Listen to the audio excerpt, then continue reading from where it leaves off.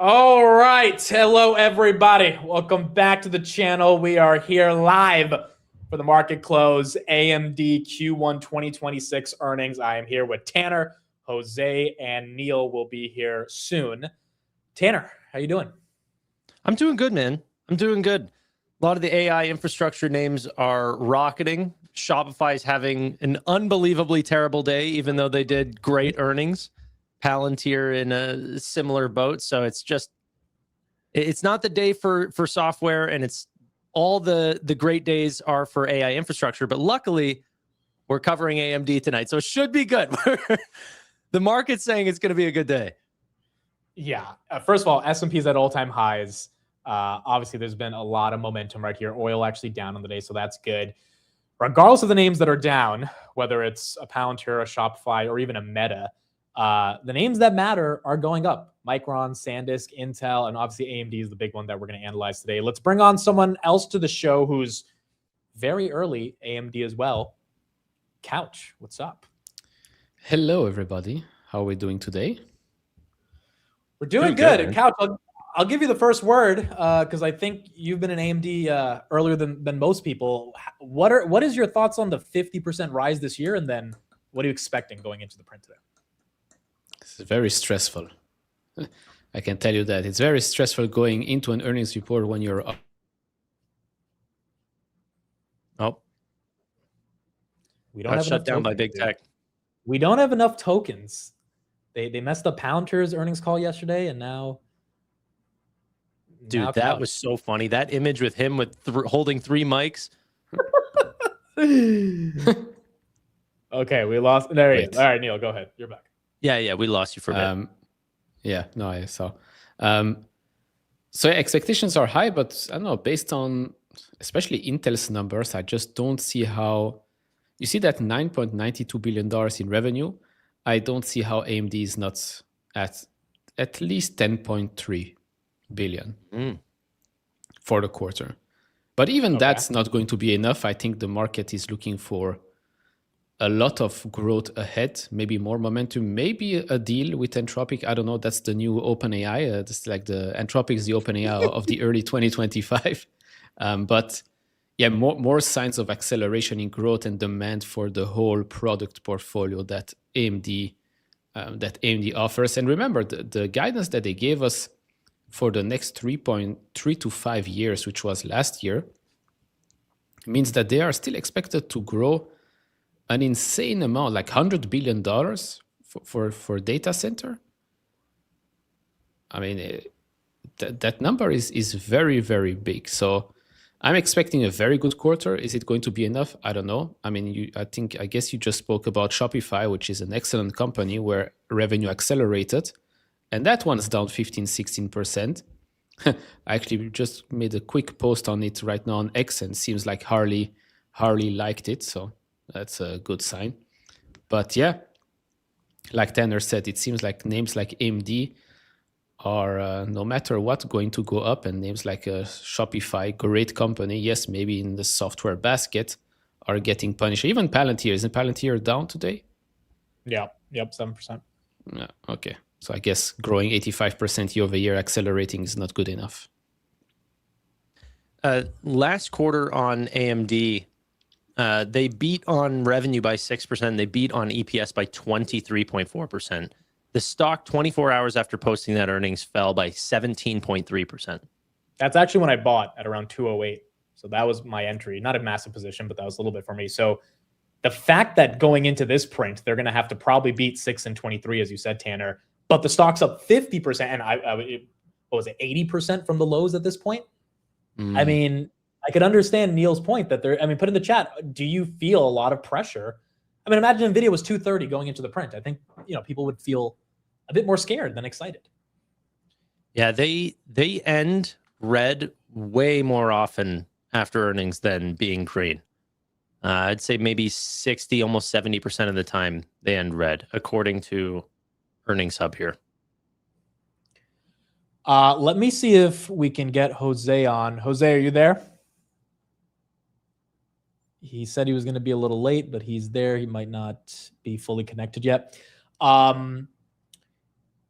Okay, so we'll see if we can get Jose on in a bit. But Hard Jose, if to you can hear me, connect from Puerto Rico or whatever vacation spot he's at now. well, he literally texted me a photo that he was on vacation, but he said he said he was still going to make the stream. Yes, we will be covering. joking. No, he's actually it's hilarious. But so the other companies we have are Joby, Oxy, MicroStrategy, Upstart, Lucid, Tempest, Arista, Big Bear, MicroStrategy, and Lumentum. Obviously, the majority of the coverage will be AMD. That'll be the call, but we will absolutely get all the results for those and put them up as well.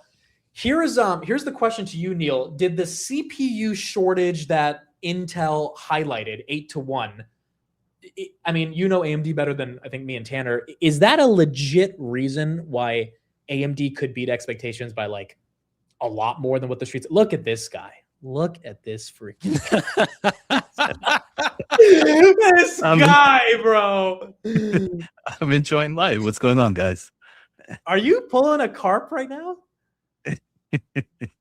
Enjoying my vacation. What? I think he's unironically doing a carp thing right now. He doesn't even know he's Did he doing do a carp something thing. like this? No. Yeah, dude. They literally his mic didn't. They had to give him a physical mic yesterday on the call.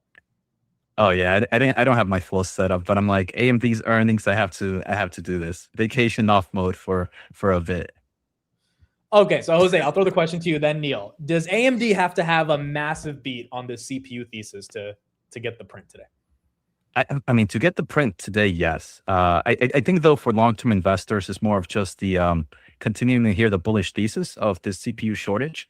I think Lisa Su was at a conference call maybe like 2-3 months ago, and she mentioned the shortage was expected to last maybe 4 to 5 months. If she can give us maybe a little bit more clarity on that, right? If she can tell us, hey, this shortage is actually going to go into 2027, maybe into 2028, I think that excitement could create maybe the positive print. The only negative thing I would say is Neil knows this really well. Lisa is one that's very conservative on what she says, and she's very like she doesn't like to give too much forward guidance. We've seen it plenty with the MI 450, which is expected to come out in the second half of this year. I'm honestly, as an AMD shareholder, I didn't really look at what the numbers they have to beat today are, because the story is beyond this quarter, right? It's about the MI 450 that's coming out in the second half of this year. Are we going to get more kind of customers outside of just the who do we have right now? We have Meta, we have OpenAI. Are we going to get Google? Are we going to get Amazon, right? Because now that Anthropic and OpenAI are working with all these players, they become that open door for AMD. They're like, hey, if I need more compute, can you put that in Amazon, right? We know OpenAI is working massively with Amazon. Does OpenAI force Amazon to buy some MI 450s to start kind of building up that compute? It's more about that story for the long term. The final thing before I pass it over to Neil or Tanner is I hate that this earnings is going into the event that comes out in July. So I think we have the event coming in July 20 something. So Lisa Su might say, you're going to hear more about this during that July event, right? So it's like, this is more like a tease opposed to the actual customer relations to some of those AI stuff that we might need to hear about. Yeah, Neil, same question to you. CPU shortage, does Lisa Su really have to prove that AMD is capitalizing on it? I mean, yes, I guess so. But if they do, we will see it in the numbers. Like if they do, we'll see it in the numbers. Average selling prices and all of that should be up. They are coming from a position of strength. So if yes, we'll already see it in the numbers. But like Jose said, and we've been doing these streams with AMD for a while, we know that they literally don't tell us much when we're asking for numbers. Like the whole of last year, we thought, okay, now they're going to tell us some AI accelerator number. But no, nothing. Like the double-digit growth number is all that we got, but we did have the midterm outlook, the 3 to 5 year outlook that was given to us, and I guess that's good enough. And it should be good enough because the numbers that they told us there are very, very big compared to what AMD is generating today. It's nothing. Like we just said, one quarter here is probably going to be closer to $10.3 billion. well, $10.3 billion a quarter is not really that much when you look at the total addressable market that Lisa Su is playing in. And one thing with the CPU shortage, it also is going to indicate how strong of a partnership they have with TSMC, right? If somehow Lisa Su was able to talk to the TSMC's CEO and say, hey, look, can you give me a lot more capacity here on the CPU space for the next few quarters? Is this going to allow them to grow a lot more market share than Intel, as Intel is still kind of doing a mixed hybrid, right? So we're going to see this story play out of, is it great to be the partnership with TSMC? And I think the answer is going to be yes. Really quick, Amit, before you've started, there's a couple other names. I don't know if you'd want to add, or if you have Big Bear on there or Dave.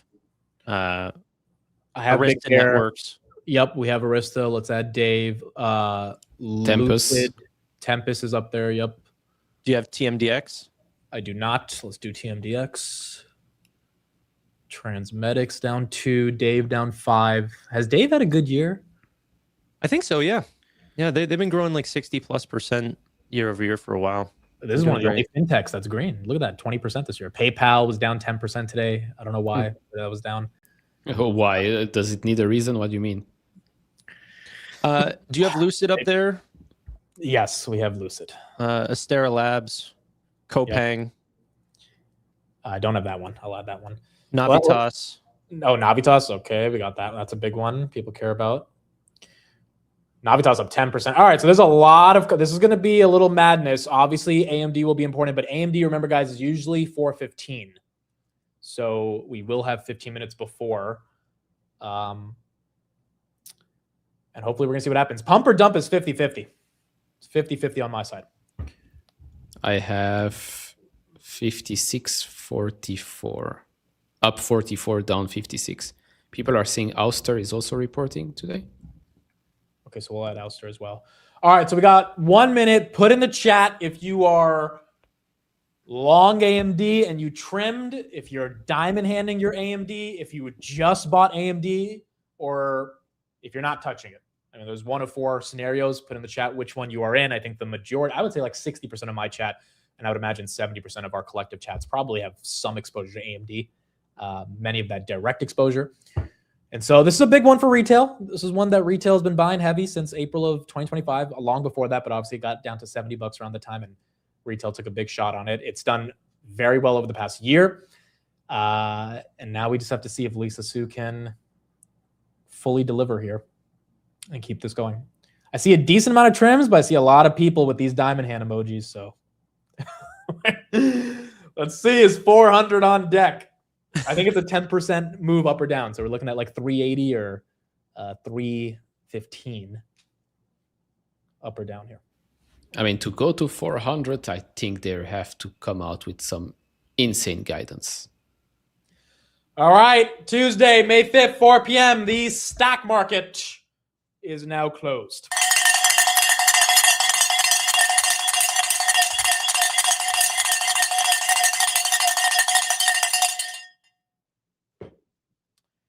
Now the fun begins.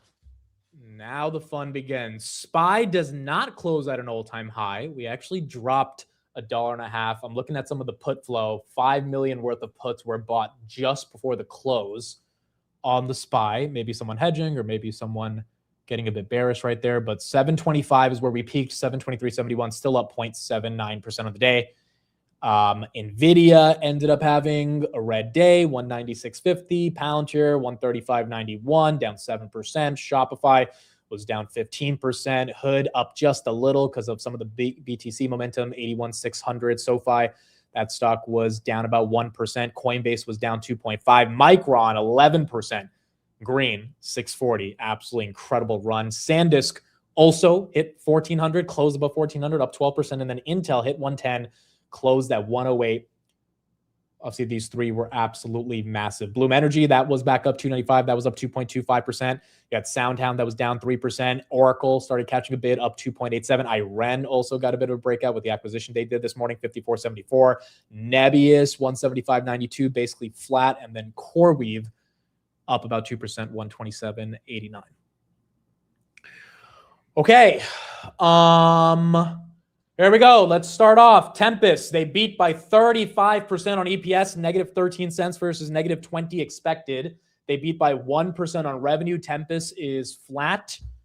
EPS up 46% year over year. Revenue's up 36%, 348 versus 345 million on revenue. Tempest not really moving, but that is your earnings. MicroStrategy, they missed.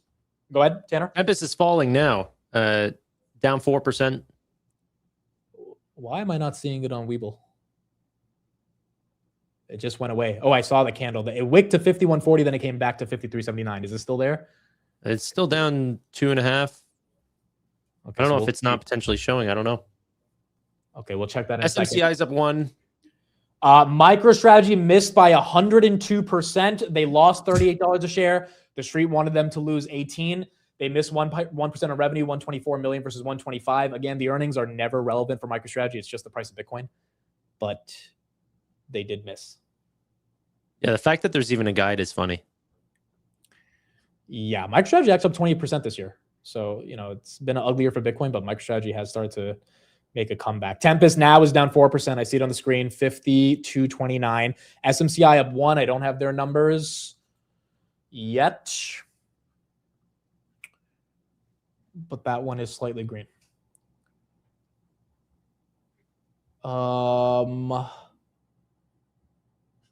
Lumentum is another big one today in the optic space. And wow, that's down 5.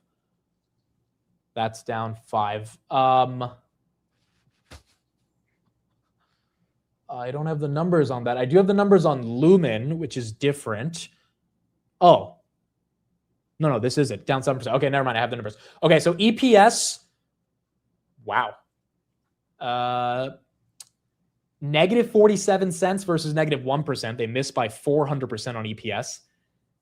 Revenue, they beat by 2%, but it's down 9% year over year. EPS is down 261% year over year. Stock's down 7. Now, this stock has had a crazy run, so one could easily say it was priced in. I don't think. I think that is Lumen. That is not Lumen? Lumentum. Yeah, Lumentum looks like it beat EPS by 4% and slightly missed on revenue. Okay, so the ticker for Lumen then is LUMN. Okay, that's the difference. Okay, so there you go. LUMN, that one's actually up, even though they had a crappy earnings. So Lumen's up 5.8. Tanner, can you say the Lumentum numbers again? Yeah, Lumentum expectation for EPS was $2.27. They got $2.37, so beat by 4%, and EPS is up 316% year over year.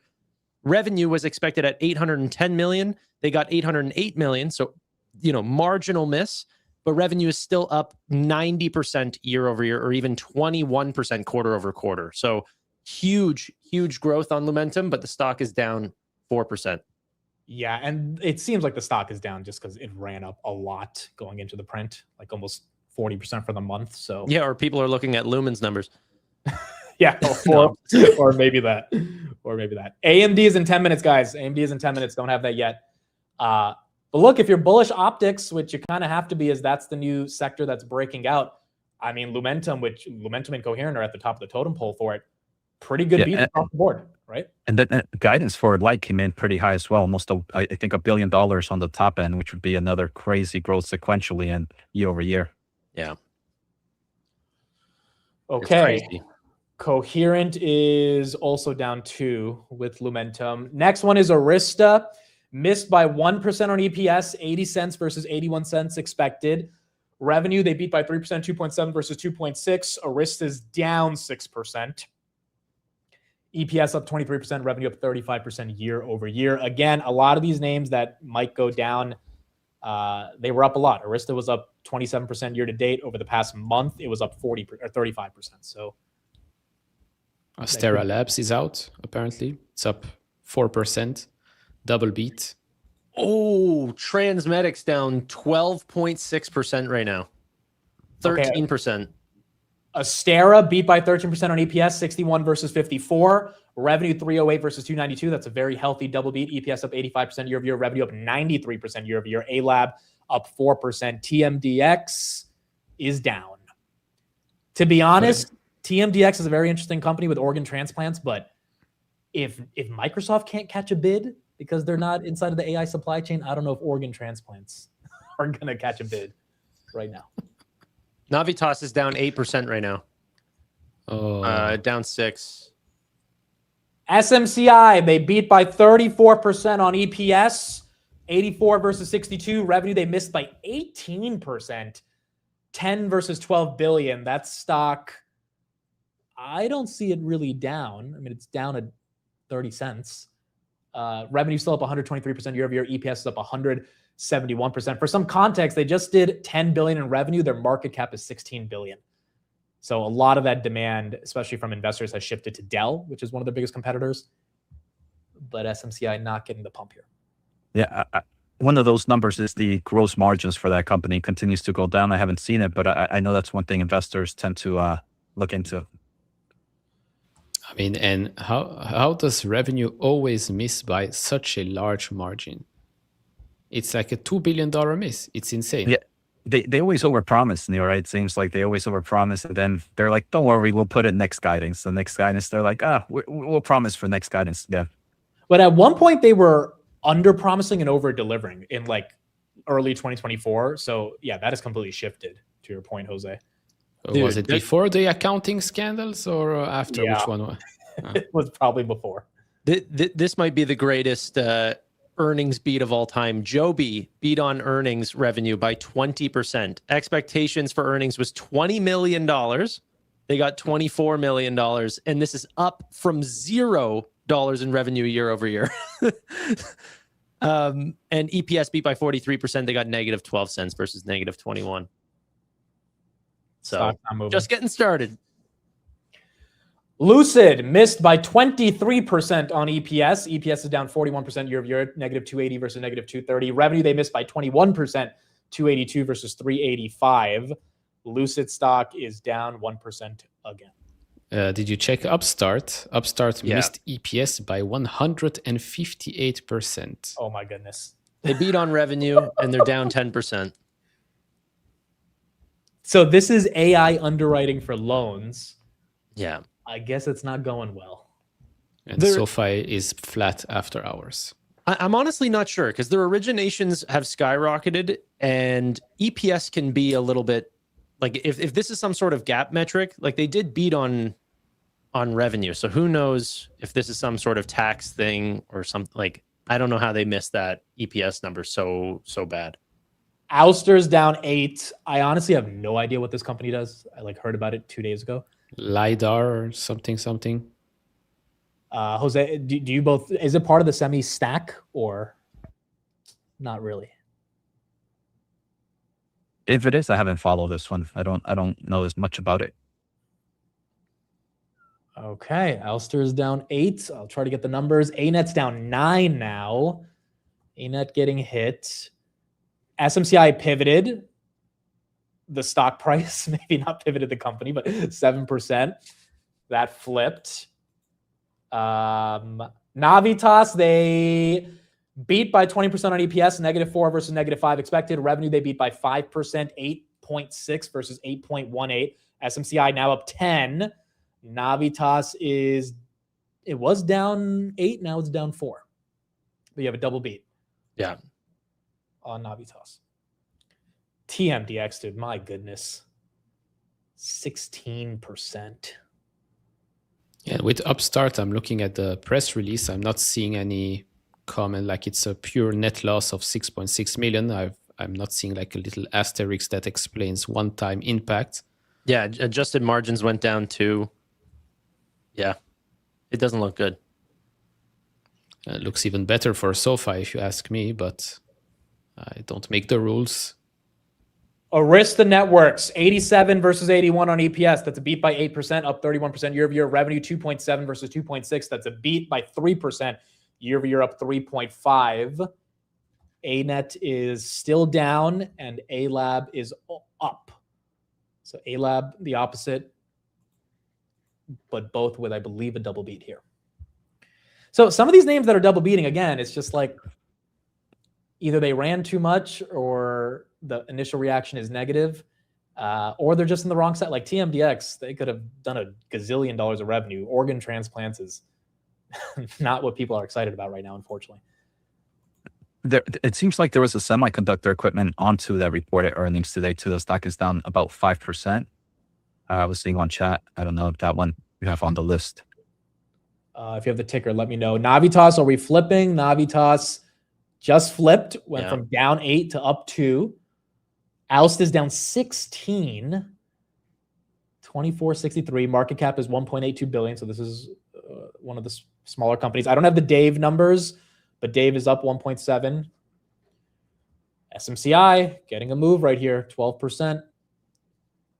Again, they have the China GPU smuggling thing. I don't know how much that has been discounted into the stock, but definitely bottomed around 19 a couple weeks ago. And maybe they're just too important in the AI shortage that we have for that to be an issue for them. Devon Energy, 109 versus 104, missed by 5%. 3.95 billion versus 3.8 billion, missed by 4%. I'm really surprised that Lumentum, I guess it just maybe ran too much, but these numbers look extremely good. Guidance beat, EPS beat, gross margins beat, and revenue came slightly ahead, if not in line. You know what I think could happen to Lumentum? I think it could pull a SanDisk where dude, right? Like, yeah. The stock pumped so much. It's literally at the same price too, ironically, but the stock pumped so much that it had to take a breather on earnings, but the earnings were good enough for it to get bought up pretty quickly. SanDisk is up took like a breather for 40%. 5 seconds. Yeah, for 45 seconds, basically. Yeah. Yeah, like SanDisk is up like 40% or something like this since it bottomed during earnings. You could have bought SanDisk down 5% under $1,000 while the numbers were being reported and be up 40% 2 days later. Unbelievable. Unfreaking believable. SMCI. This is a big retail stock, so I'm actually happy we're getting a move here because people have been waiting for this one to at least give them a pump, even if they wanted to exit, and it's just been stuck for so long. So 16% move. I mean, the earnings they missed on revenue, but the EPS beat was pretty good, and one could argue this thing was $120 last year. So obviously it's been beaten up pretty badly. Stock getting some love right here, 17%. I don't have Big Bear AI numbers. Is that stock moving? That stock is down or flat. Okay, 1 more minute. AMD, final comments in the chat. Pump or dump? Put it in the chat. What do you think? What do you think? What do you think? We will get the numbers as soon as we can. We should be getting it literally in 30 seconds. And then we will get into the AMD coverage. I don't know why. I'm a little nervous. I don't even have any shares AMD, but this is a big one. This is indeed a big one. For SMCI, I assume it's because gross margins were a bit better this quarter compared to last quarter and same quarter last year as well. So it's 9.9% gross margin. Non-GAAP 10.1 compared to 9.7 same quarter last year. So I guess that's what the market is liking. Because yes, it's a very low margin business compared to all the other players in the semi/AI space. AMD initial reaction is down 3.6. Let's see if that holds. 3% candles can flip pretty easily. It's trying to flip. I don't have the numbers. I'm just looking at the candle. Now it's at 4. It's harder to flip when you get down to that 5-7% red, but it's easier at 3 to 4. Let's see. Can we flip? Down 2.7. It's trying. AMD, they beat by 6% on EPS. 137 versus 129. They beat by 3% on revenue. 10.2 billion versus 9.92. 137 versus 129. EPS up 43%. Revenue up 38% year over year. So obviously not an Intel type of beat, which is why I think the initial reaction is red. I don't think it has to stay red, but this was not the type of massive earnings beat that I think some people might have expected. Gross margins, they're expecting for next quarter 56 versus 55.3. So that is up 0.7 against expectations. Guidance is crazy for next quarter. Next quarter, they expect 11.2 plus or minus $300 million. I forget what the Wall Street was expecting, but that's another sequential quarter. I think this is now going to be 4 sequential quarters of growth, whereas that's not really typical here for AMD. Stock down 4. Really quick, Transmedics is now down 21%. So I think the more people are finding out about this name, the more they hate it. Real quick before we keep going with AMD, Big Bear AI missed by 50% on EPS, 12 cents versus 8 cents expected on the negative side. They beat by 2% on revenue, 34.4 versus 33.6. Okay, let's read a little bit of what Lisa Su had to say. We delivered an outstanding first quarter driven by accelerated demand for AI infrastructure, with data center now the primary driver of our revenue and earnings growth. We are seeing strong momentum as inferencing and agentic AI drive increased demand for high-performance CPUs and accelerators. Looking ahead, we expect server growth to accelerate meaningfully as we scale supply to meet demand. Customer engagement around MI450 series and Helios is strengthening, with leading customer forecasts exceeding our initial expectations and growing pipeline of large-scale deployments, providing us with increasing visibility into our growth trajectory. Revenue, 38% year-over-year, gross profit, 45%, gross margins up 3%, OpEx, 34%, net income up 95%. They did $795 million last year. They did $1.38 billion of profit. EPS up 91% as well. The guide, as Jose said, approximately $11.2 billion plus or minus $300 million. The midpoint of the revenue range represents year-over-year growth of 46%, up from 38%. Gross margins at 56%. AMD's coming back. It's about to go green.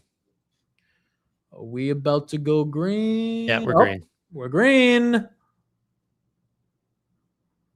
Let's see if this can make a Wow. run. Let's see if this can. This is what earnings do, right? They just play with your emotions here. Amit, I thought that one line you mentioned was pretty good. With leading customers' forecast exceeding our initial expectations. So is that saying that they're getting more customers, top players for their Helios rack, or is their main customers just going to order a lot more? Whichever, both are pretty good, but hopefully they're indicating more customers are coming to them for the Helios system. If it is their main customers, maybe it's Meta and OpenAI. You know, they have a 10% equity stake waiting for them at 1 cent a share when AMD gets to $1 trillion market cap. Maybe they're incentivized to spend more with AMD.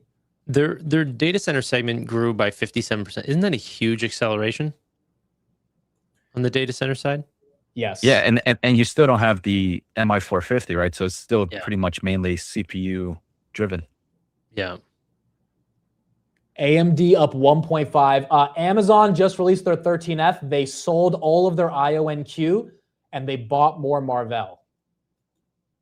They sold all of their IONQ. They bought more Marvell. Marvell is up a little bit after hours.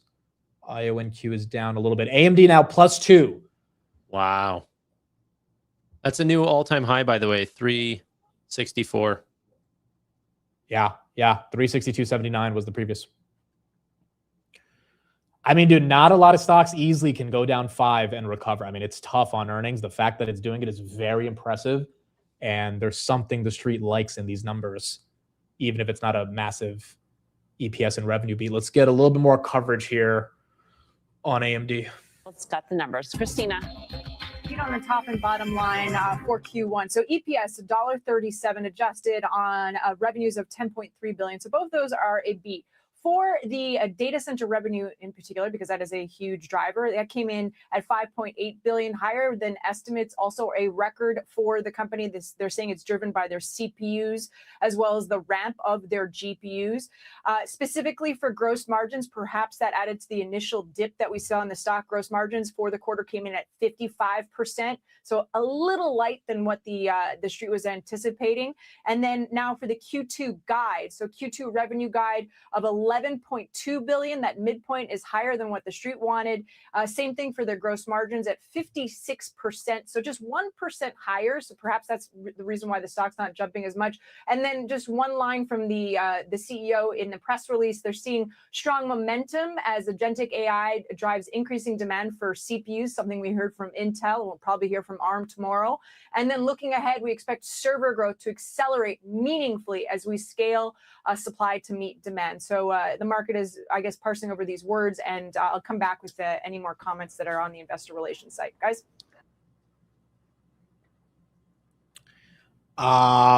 Jose, what are you thinking? Are you happy with the quarter? Yeah, I think so. I mean, I want to hear more clarity from Lisa Su more on that CPU shortage, right? And how that's going. We saw the improvement on gross margins. Is that because of the CPU shortage? Were they able to increase average selling price on their cores? And if so, how long can the average selling price increase last? Or is it something else? Is it something outside of average selling price? So we'd love to see gross margins. Would love to hear what they're guiding for. Lisa Su is known, like I mentioned, to be conservative. So for her to give us another strong quarter, I think this is probably one of the strongest guide she's given us in a while. So for her to give us a strong guide, I think we're going to beat even this number that she gave us, but would love to hear what's kind of included in this. Obviously, would love to hear what's the memory price happening. How is that impacting a lot of their supply? How's it impacting the consumer space, the data center side? But overall, obviously, stock price is going whatever direction, but I'm happy as an investor right now. Lumentum also making a comeback. It was down 7. Yeah, seemed kind of obvious that one might rebound. AMD up 3. Neil, same question to you. Is this quarter you're happy with?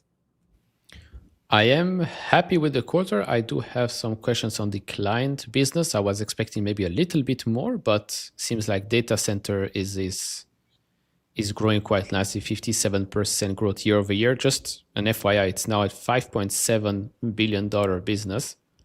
AMD told us last year that they expect the data center business to grow at a compound annual growth rate of greater than 60%, with a clear path to over $100 billion in annual data center revenue. So annual data center revenue, that's $25 billion a quarter, which is 4-point-something x what we have right now. Just in case someone was wondering how much higher we can go.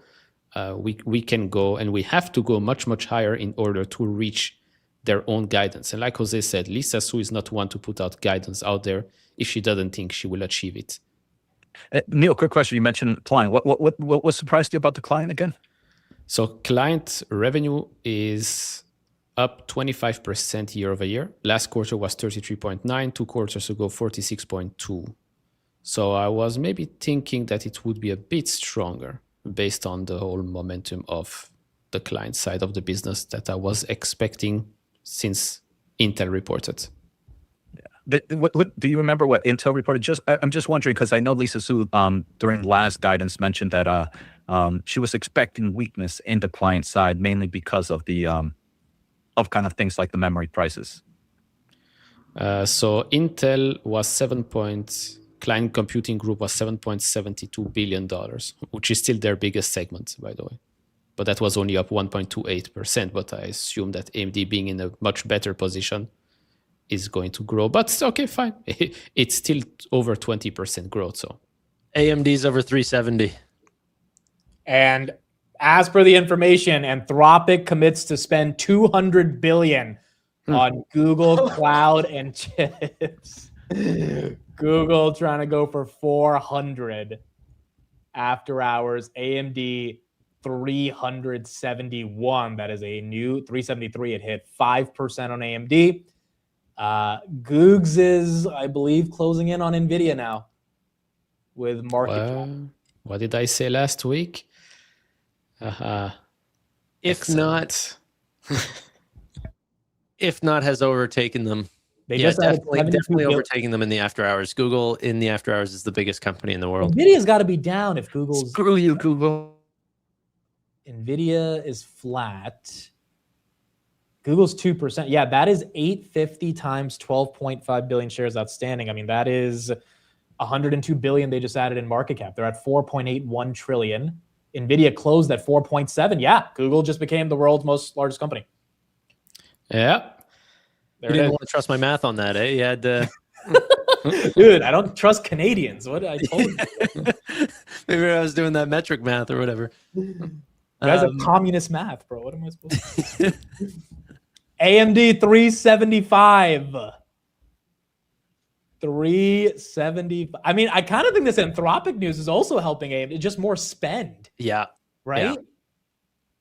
It just goes back to the amount of AI infrastructure that we need. And Anthropic's not going to be the sole winner here, right? There's going to be a bunch of customers that win, and those customers are AMD's customers. But just to go back to what Jose said about the guidance, Q2's guidance estimate was 10.5 billion. That's what Wall Street wanted to see. And now AMD is putting up 11.2 plus or minus 300. So even if it's minus 300, which it most likely will not be, it's still more bullish than where Wall Street was. And then the adjusted gross margin on that 11.2 billion was also higher at 56% versus 55 expected. And the other thing, Tanner, is I would have expected such a massive beat on this quarter, on quarter two, because the AI chip, the MI450, doesn't come out till quarter three and quarter four. So it's like, what's driving this growth for this quarter too? So we'd love to. Are they pulling the? No, I don't think they'll be pulling the MI450 early. It seems to be just mainly that CPU shortage that's helping them kind of beat Wall Street expectations.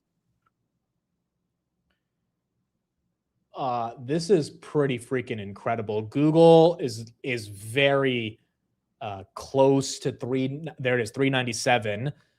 You got AMD 6% now, 375, as we start to see a lot more of an upside move. SMCI also was down 7. Now that's up 19. Lumentum's still down 2. Marvell's up 1 because Google TPUs is good for them. Navitas was down more. Now it's down 2. TMDX still down 18. Lucid down 2. Joby's up 2. Coherent's down 2. Is Broadcom up? Broadcom should be up because of Google, right? Broadcom is up 3. Yep. Yeah. I am curious though. Is this additive news, or is this that someone just did the math of like, hey, all this multi-gigawatts, this is what's going to equate to? Right. So I wonder if this is new news story, or just somebody finally did the math of like what these massive gigawatts of rent is going to equate within the next 5 to 10 years. Well, even if it's sort of aggregate math, if the spend is still going to be there, then I guess that's just what the street cares about, right? Intel also getting the pump. ARM probably should be getting a move too. ARM up 3. Nvidia, I mean, it's up a little bit, but not really. Google up almost to 400, 398.40. And AMD is going for 380 here. Yeah, I think this Anthropic news couldn't have been better timed, because that much amount of spend, even if it's just towards Google, all the different vendors and distributors that are going to be part of that stack. I think we've gotten used to these big numbers, but this is a huge number. 200 billion over 5 years is essentially $40 billion a year, $10 billion a quarter. Like, this is on one customer. They have other, right? They have Anthropic has AWS and Microsoft. So on one customer, that's why. Right, but for Google, that's so additive. That they essentially just added a YouTube. Like, YouTube does about $10 billion of revenue a quarter. That's true. Yeah. That is mind blowing. What is it? Half the backlog? A bit close to it. Yeah, probably. but the backlog, I don't think is 5 years long. But yeah, it's half the backlog. Yeah. Lovely stuff. Okay, so Jose, if you had to isolate one reason you think AMD is getting the pump, is it the guide? Is that the reason you would isolate for it? I would say, yeah, like I mentioned, the guide was strong, even though we don't have an AI chip just yet. So I think the guide implicates that the CPU shortage is probably a lot stronger than what we probably initially thought. Okay. Can someone calculate the new PE on AMD at 377? And what is that looking like? And the forward? Factor in the LTM, the new LTM. Yeah. Let's see if we can get some multiples on that. You know, the analysts were expecting for next quarter $10.5 billion for AMD. I know what Jose is doing. I get it now. What is he drinking? No, you just don't listen. Go ahead. No. Say what I said. Hey, go ahead, Neil. Finish it. I thought Canadians were supposed to be nice, Tanner. No, because I was doing a stream with Neil or with Jose, and he's like Neil always does this. He doesn't listen to other people. This guy. So he repeats the same thing, is what you're saying. Neil, you were in that stream with us. I did a year or so of streams with Jose, and this is exactly what the guy did every single stream to me. Like, I'd say something, 2 seconds later, he's like, I wonder if I'm like, are you serious? Okay, what were we gonna say? What's your point? No, I'm just looking at the upcoming quarters for AMD and looking at the analyst estimates for upcoming quarters, and it seems like they just are well below what AMD is going to report. Like, yes, for next quarter, but even the ones after that, it seems a bit strange that it is this low. Okay, people are saying 130 times is what AMD trades at now. On these numbers. Google touched 399.30 in the after hours. It's coming down a little bit, but we almost broke 400. 395. Micron's up, SanDisk is up. They're both running. Like this is insanity. Micron. Should call Gene Munster and Brad Gerstner and ask them what they think about Google, that it's the #1 company now. But the 10 blue links. It is kind of crazy, dude, that people thought that would be the. I mean, I don't think people saw the TPU shift, but the search business itself accelerated, so you couldn't even. Yeah, but when everyone was talking about search and ChatGPT, it's as if nobody wanted to talk about the cloud business, as if that business did not exist at all. And that to me, and I spoke with Jose, and he repeated the same thing afterwards. Of course, it didn't make any sense. Didn't make any sense. Okay, so let's have this conversation. We got 30 minutes until the call. Jose, how do you explain Nvidia getting no love? No love. But every other semiconductor company, it seems like, is quite literally going to the moon. Well, I mean, I think the easiest thing is Nvidia started the story, right? It's none of these companies wouldn't be there if Nvidia didn't start the AI story, right? So Nvidia has had this sequential growth since 2023, 2020. I forget what the actual year was when they started to see the sequential growth. And I think right now the market is thinking that it's over for Nvidia, like that growth is not going to continue. But next quarter, we're expected to grow 70%. I forget what it is, Tanner, 70, 68, some crazy number on a year-over-year basis still. So I think the market still sleeps on Nvidia, even though they're the pros at what they do. But now the AI story is shifting over to all these AI companies as well. It's not just Nvidia's world anymore. It's Nvidia and all these other companies. Yeah, someone said Nvidia's been flat for 2 years. I mean, just on the last year, they're still up 76%, like Jose said. So that's not true. But it is crazy that Nvidia is not seeing any of this pump. But as we saw very recently, whenever that pump comes, it comes very quickly. Like, what do you mean? We were sort of sitting at $200, and then in a 2-day period, we went up to 216. Yeah, but then it went away. Yeah, this time around. But how do you know that? Like, we're holding last time it went from 200 to 170 after the earnings. No, but what I'm saying is before we were hanging out in that 100 area not long ago. Like we were covering Nvidia earnings back whenever we were breaking 100 and then falling below 100 around DeepSeek. Now we're sitting and breaking above and below 200. Maybe soon we'll be breaking above and below and talking about how it's not moving at 300. I mean, that's fair. I just think the difference between now and then is everything is kind of going vertical and Nvidia's not. And my answer would be pretty simple. It's a $5 trillion company. Like, it's kind of tough for it to go to 7 trillion that easily. Whereas it's easier for Micron to go from 400 billion to 700 billion, right? Do you guys agree with that? Do you think it's market cap related, or do you think that's a BS excuse and it should still be moving higher? I mean, I think the math definitely works on that, right? It's a lot harder to move a $5 trillion company. But I also do think it's the market sleeping on it. I think the world is just, I don't know. I think we still don't understand how crazy AI is going to be. It's like either one company wins or another company wins. And in reality, what I see, so it's not reality, Jose's reality, what I see is it's going to be a multiple winner company, right? We're going to see AMD win. We're going to see Anthropic win. We're going to see Google win. We're going to see Nvidia win. So all these players are going to be winning in this AI race where we stand right now. Obviously, in a cycle-based company that can change later on, but where we're at in the cycle, I think we get multiple winners. Yeah. For all those saying, what about Google? Google has not been holding 4.5 trillion. It's been getting there, right? Nvidia's been holding it basically since September of last year. No, but I think, you know, people say it's hard to move a $4 billion or $4 trillion business. Like Google's having no problems finding gains on new stories.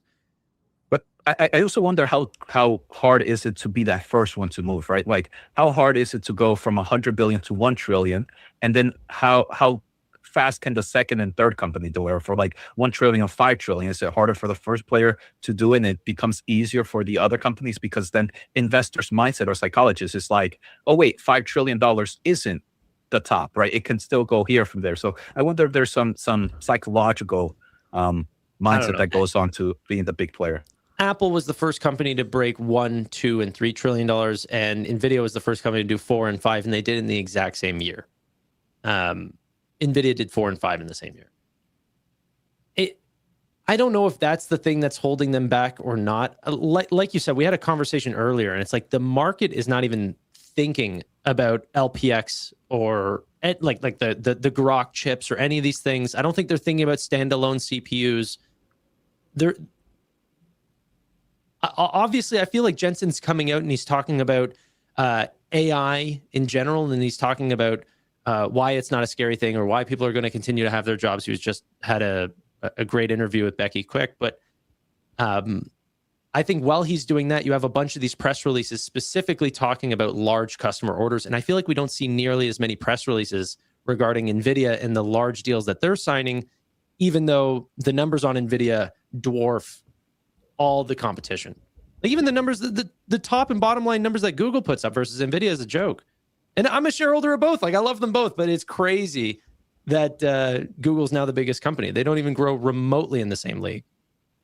Yes. I think there's... So, go ahead, Neil. Go ahead. you know, I think it's because 1 year ago, Google was at 150, 140. It was hated. It was literally a very, very hated name. And now, well, not now, for the past couple of quarters, they have basically flipped the switch. Now, Google did trade around $300 for quite a while, actually.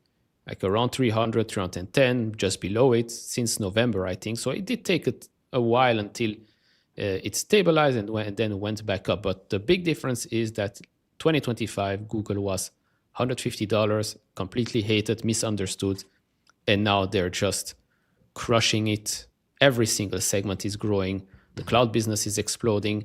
And the market is now playing catch up. And it's the whole TPU ASICs ecosystem that is catching a bit. Nvidia, which is growing at 73% year over year, $68 billion a quarter. And guiding for accelerated growth. Correct. Close to 80 billion. Mm-hmm. The market doesn't care. The market doesn't seem to care because I know Nvidia that. is a known... No, because Nvidia is... Oh, we know Nvidia is a huge player. We know Nvidia is super profitable. But like you said, Nvidia doesn't put out, oh, we are just increasing our backlog by 200 billion because we have a partnership with company XYZ. They don't care. Like Jensen literally doesn't care. He knows what he's doing. Like he knows he controls the whole stack right now. He knows that, yes, TPUs are there, but he explains it time and time again. If you look at the Nvidia ecosystem, if you look at the CUDA ecosystem, it is the one that's worldwide. It is the one that will continue to grow. And he doesn't give a, like he literally doesn't care. Like he knows in what position. Thank you. Thank you, Ben. No problem. I got you. He doesn't care what the market thinks right now. So yes, we are going to be trading. Previously, it was around 170, 175 for 7 months. Now we're making our way around $200 per share, trading at low 20 forward PEs, growing close to 80%. He doesn't care. Like he's out there. He's making sure that his business will just continue to grow and grow and grow. And yes, maybe it is difficult to move a previously $5 trillion number one company, now number two. But yeah. After hours don't count. But I mean, I think the secret sauce for stocks to go up is for it to be hated for a while. So people keep hating on Nvidia for a while. I will be very thankful in the next few quarters, hopefully. But I think the market also forgets. Didn't Jensen just at GTC give us, I forgot, didn't he give us an updated number on what just Blackwell and Vera Rubin's going to be? Is it 1 trillion? Do you remember? You know, I remember. It's like 1 trillion within 2 generations. I don't think that was including Vera Rubin Ultra. To be fair, Jose, the street had already thought they were going to do 978 billion. So the 22 billion increase was not that exciting. That was only for their existing generations, not new ones, not standalone CPUs. Jensen did not say 1.5. He said 20 billion, which they make in a couple days above the. And I agree. Yeah, that's amazing. But that's like saying, imagine if CARP came out and said, this is what our government revenue is going to be. And then saying, well, Wall Street already expected the entire company's revenue to be this, equal to just the government revenue. Who cares? That you're still expecting some level of commercial growth. No, analysts need to put some brains. Of CPU. But we are talking about why the stock has been flat. And obviously stocks go up or down many times based on the perception of what the market is priced in. If the market priced in $978 billion by 2029 or whatever the estimate was by Jensen, and he says $1 trillion. Like Intel, the market expected 1 cent. They came out with 29 cents, which is why the stock moved. Like, I agree with you guys, but if the guide is a couple tens of billions higher than what was expected, maybe, with Google, this TPU business kind of came out of nowhere. I don't think people expected it, which is what added this extra $1 trillion. I guess the question is, what can Nvidia do outside of keep executing that gives the street something to latch onto that they didn't know about, which is not questioning Nvidia's moat or CUDA or anything, but what's the new thing that the street needs to be excited about?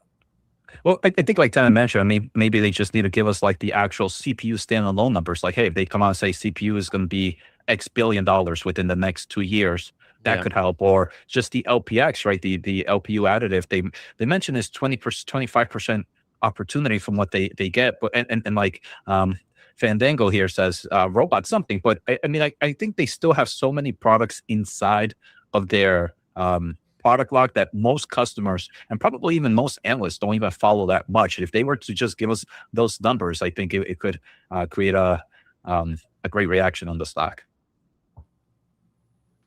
Dude, Brad Freeman shared this online. This has got to be one of the funniest. How is Anthropic going to tell everyone how they're going to fund yet another massive cloud deal with Google? Half cash, half stock. That is so good. The amount of memes on half cash, half stock.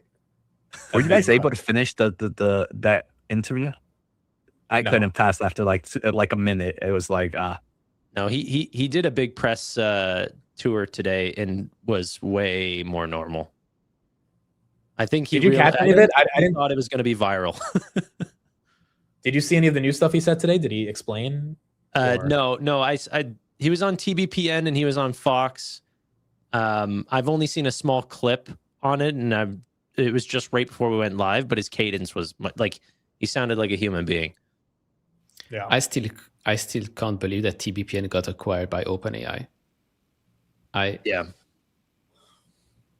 By the way, did you guys? So everyone knows Coinbase laid off 14% of people, but did you guys read Brian Armstrong's letter? Because he said this quote: about AI, right? Non-technical teams are now shipping production code. Non-technical people at the company are vibe coding well enough to get code into production on a $50 billion company. I mean, yeah, it's obvious why they're firing some people. So this has got to be bullish AMD, Nvidia, the whole semi stack, right? Because it's more compute. But man, it's kind of crazy that it's actually happening right now. The janitors on their downtime are putting in commitments to the code base. TMDX is down 30%. Oh, God. Dude, this is a company a lot of people like. Like, I know a few people that really love the valuation on this, the growth potential. I remember there was an old scandal with them that they were flying around influencers in the planes that were supposed to be transporting organs. I don't know if you remember that. They were flying influencers? Yeah, that were going to like their events and stuff in the same planes that were also transporting organs. It was. Yeah, but I don't know if that was Isn't that saving money or not. I don't know if it's true either. It was a rumor. Allegedly. I don't want to get sued by an organ transplanting company. Tanner made all those accusations. None of us did. Yeah, I've got a series of bot accounts that are I've got shorts on TMDX. No, I don't. Okay, so what are people thinking about these AMD earnings? I mean, if you're a shareholder, is this what you wanted? Obviously, Neil and Jose have been the longest on this panel in AMD. Seems like they're pretty happy with the guide, which was important. Were they on Spirit? Yeah, but I think someone commented that the actual conspiracy, it's not that would be saving money. I think it was like against the law to be doing that with, like it was against some regulation or whatever. Zenbot says, I work in sales and I vibe code at work. We all use Claude. The question here I have to you is, what do you vibe code? Sales, dude. It's he said it. It's proprietary info. Yeah, I vibe code sales. Okay, someone says, please invite someone who will tell us that the semis craze is going to be over soon. So we have 15 minutes. Let's have this conversation before we get into AMD. Jose, the memory names are going absolutely crazy. I would say those are kind of the leaders of this kind of AI supply chain stack.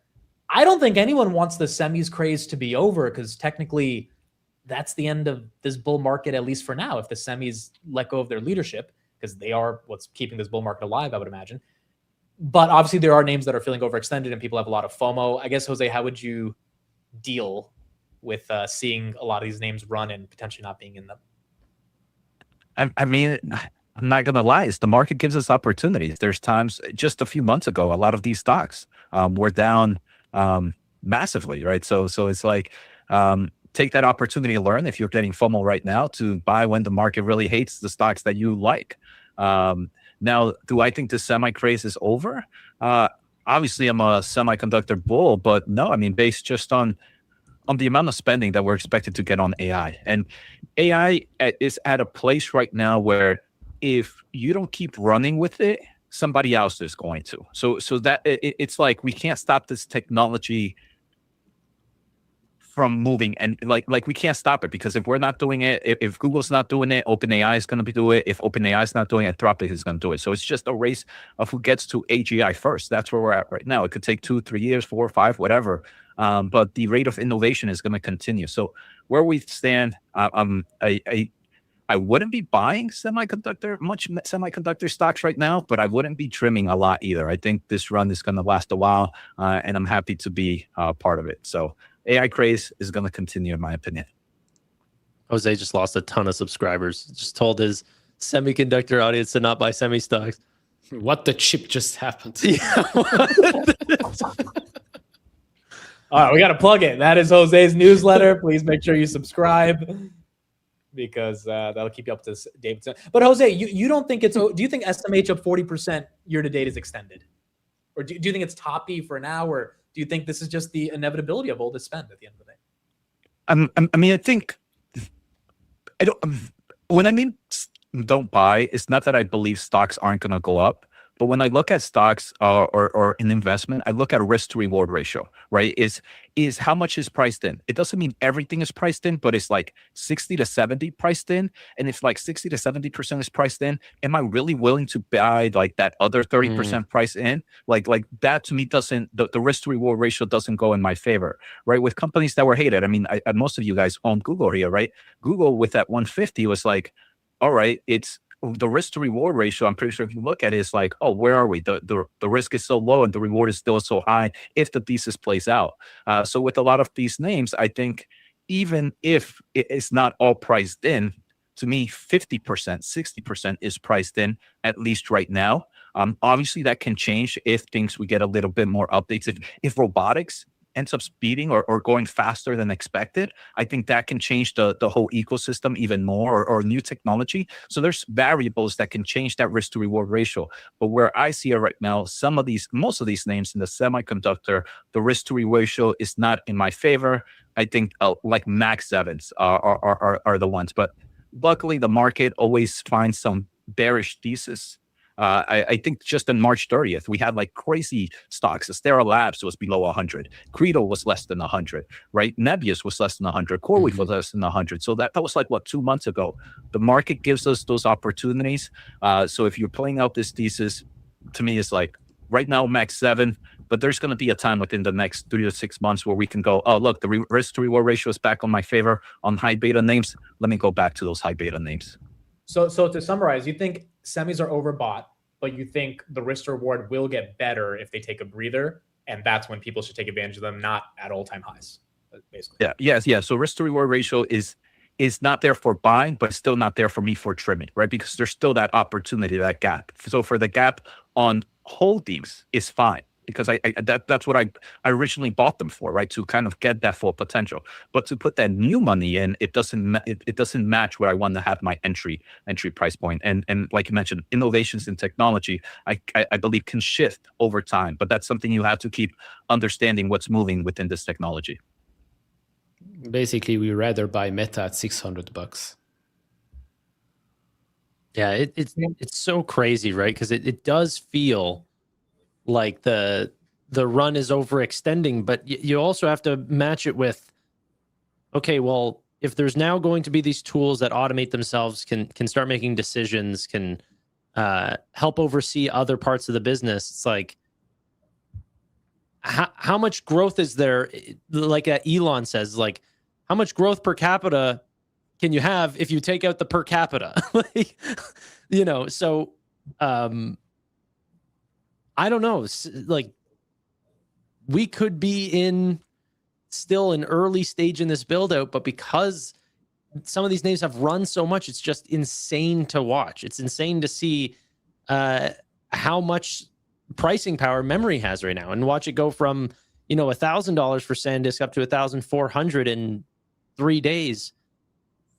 But maybe, you know, SanDisk and Micron at like 5 times forward PE was just way too low. It's a crazy space. Sorry.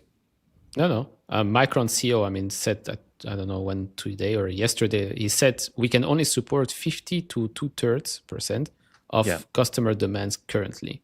So clearly there is still a lot of upside left.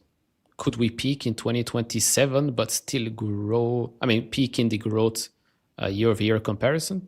Most likely, yes. 27 is probably the peak growth in this whole CapEx cycle.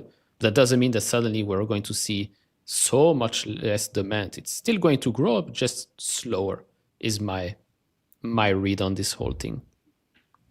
You think 2027 is peak for growth in CapEx? Yeah. When you look at year-over-year growth, I think so. Get them out of here. But if you Jose, believe you that, already turned bullish on the whole semiconductor space. So. But if you believe that, wouldn't you think the multiple on a Micron is justified if you think CapEx stops? It obviously doesn't stop, but it stops growing next year?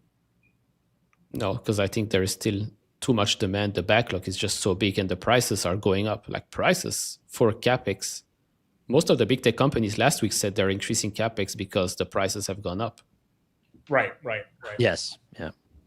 So as long as did you mention? Oh.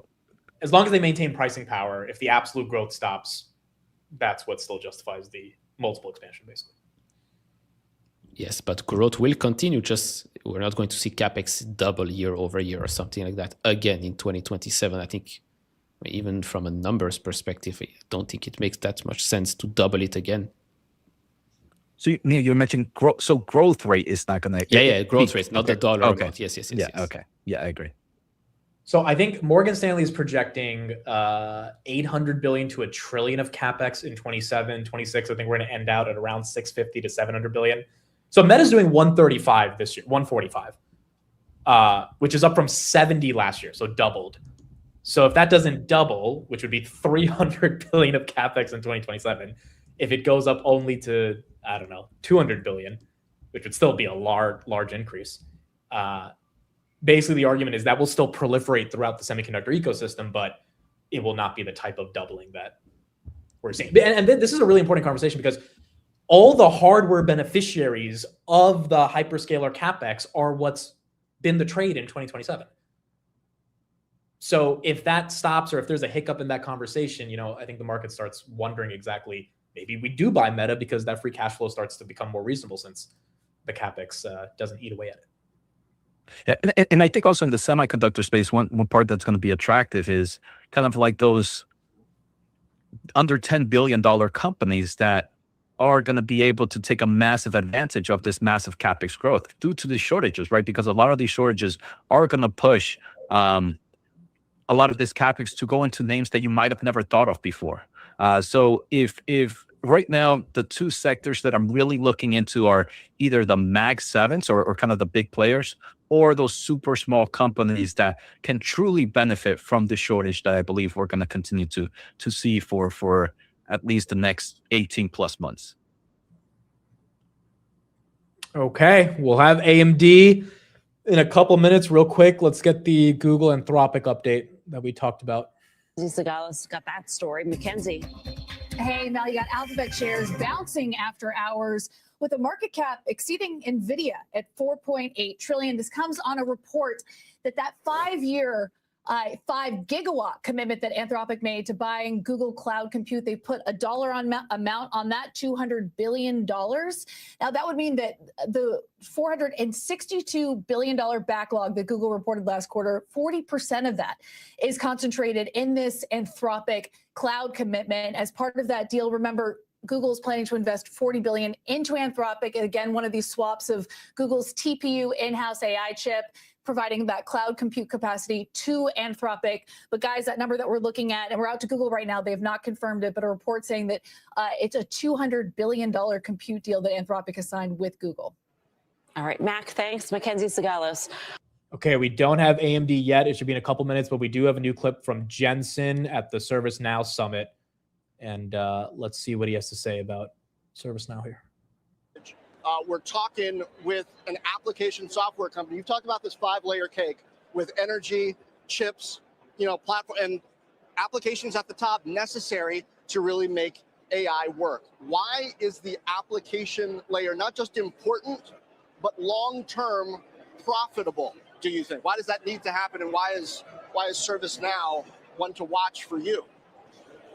This is one of the greatest transformations for the software industry ever. For the first time, service is software. Software is service. And the service industry is 100 times larger than the software industry. And so now, for the very first time, you're going to have human agents that are, of course, managed and supported by ServiceNow, augmented with AI agents that are going to be working autonomously, working with humans, and they're all going to need identity management, access control, network control, all of the things that companies do with respect to regulation and compliance and governance. All of that has to be provisioned, whether you're a human or an agent. And in the future, of course, out at the edge, robotic systems. All of these autonomous systems, the time has now finally come. Now, of course, for our industry, for the rest of the 5-layer cake, it's completely revolutionary because agentic AI needs to be processed in real time. Unlike software of the past that's pre-recorded, you could put it in storage, retrieve it as you need it. Today's software needs to be processed completely in real time. The amount of computation necessary from generative AI 2 years ago to now agentic AI, it has gone up 1,000%. Because the AI now has to read a lot more, use tools, reason, generate a lot of tokens. Not only that, the amount of use has gone up orders of magnitude, because now for the first time, AI is doing work. It's doing useful work, and the return on that investment for software companies, for agentic companies like ServiceNow, is completely accretive. And so that time has finally arrived. All right, Jensen, obviously pretty bullish on software. The AMD call is not live yet for me. Let me see if I can pull this up. I'll see if I can get it as well, just in case it's on your side.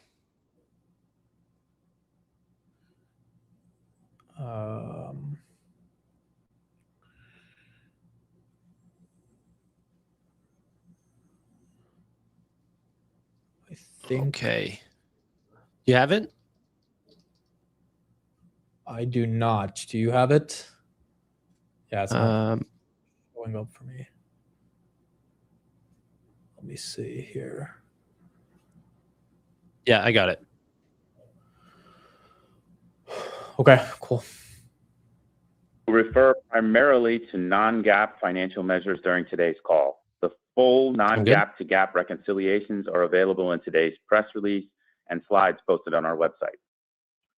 Participants on today's conference call are Dr. Lisa Su, our Chair and CEO, and Jean Hu, Executive Vice President, CFO, and Treasurer. This is a live call and will be replayed via webcast on our website. Before we begin the call, I would like to note that Jean Hu will present at the Bank of America Global TMT Conference on Tuesday, June 2nd in San Francisco. Today's discussion contains forward-looking statements based on current beliefs, assumptions, and expectations, speak only as of today, and as such involve risks and uncertainties that could cause actual results to differ materially from our current expectations. Please refer to our cautionary statement in our press release for more information on factors that could cause actual results to differ materially. With that, I will hand the call over to Lisa. Thank you, Matt, and good afternoon to all those listening in today. We delivered an outstanding start to the year, driven by accelerating demand for AI infrastructure across our portfolio.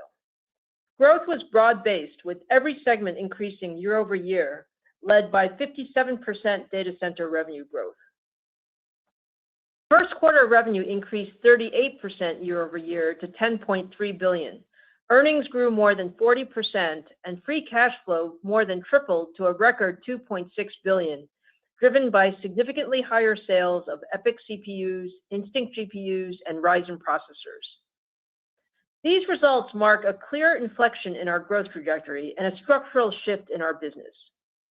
Data center is now the primary driver of our revenue and earnings growth. And as AI adoption scales, demand is increasing not only for accelerators, but also for the high-performance CPUs that power and orchestrate those workloads. Turning to our segments, data center revenue increased 57% year over year to a record $5.8 billion, led by strong demand for our EPYC CPUs and Instinct GPUs. In server, we delivered our fourth consecutive quarter of record server CPU revenue. Revenue increased more than 50% year over year, with sales to both cloud and enterprise customers each growing more than 50%. Share gains accelerated year over year, reflecting the ramp of 5th-gen EPYC Turin CPUs and continued strength of 4th-gen EPYC processors across a wide range of workloads. In cloud, AI was the primary driver of growth in the quarter, as every major cloud provider expanded their EPYC footprint to support a broad range of AI workloads, from general-purpose compute and data processing to head nodes for accelerators and emerging agentic applications. EPYC-powered cloud instances increased nearly 50% year over year to more than 1,600, with instances optimized for virtually every enterprise workload and expanded availability across the largest global cloud providers. In enterprise, demand accelerated with record revenue and record sell-through in the quarter.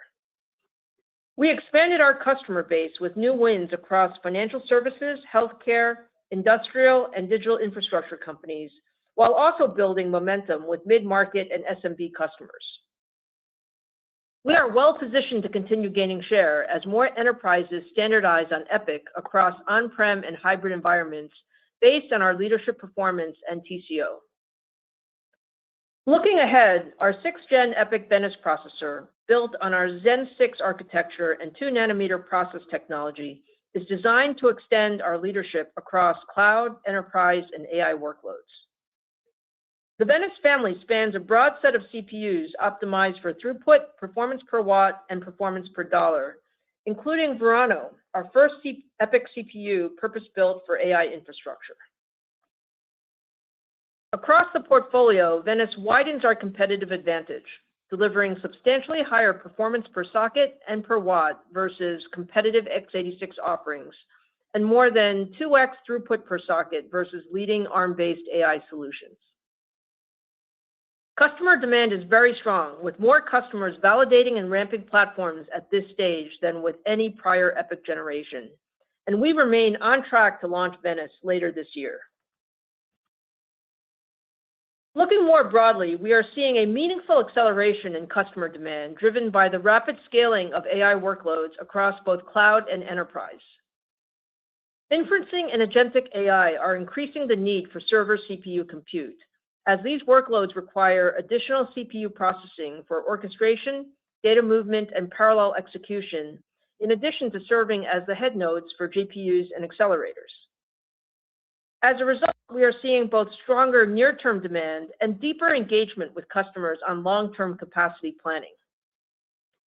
At our Financial Analyst Day in November, we outlined a server CPU market growing at approximately 18% annually over the next 3 to 5 years. Based on the demand signals we are seeing today and the structural increase in CPU compute requirements driven by agentic AI, we now expect the server CPU TAM to grow at greater than 35% annually, reaching over $120 billion by 2030. In response to this demand, we are working closely with our supply chain partners to meaningfully increase our wafer and back-end capacities to support this growth. As a result, we now expect server CPU revenue to grow by more than 70% year over year in the second quarter, with robust growth continuing through the second half of 2026 and into 2027 as we ramp our next generation EPYC processors. Now turning to our data center AI business. Revenue grew by a significant double-digit percentage year over year as adoption of Instinct accelerates across cloud, enterprise, sovereign, and supercomputing customers.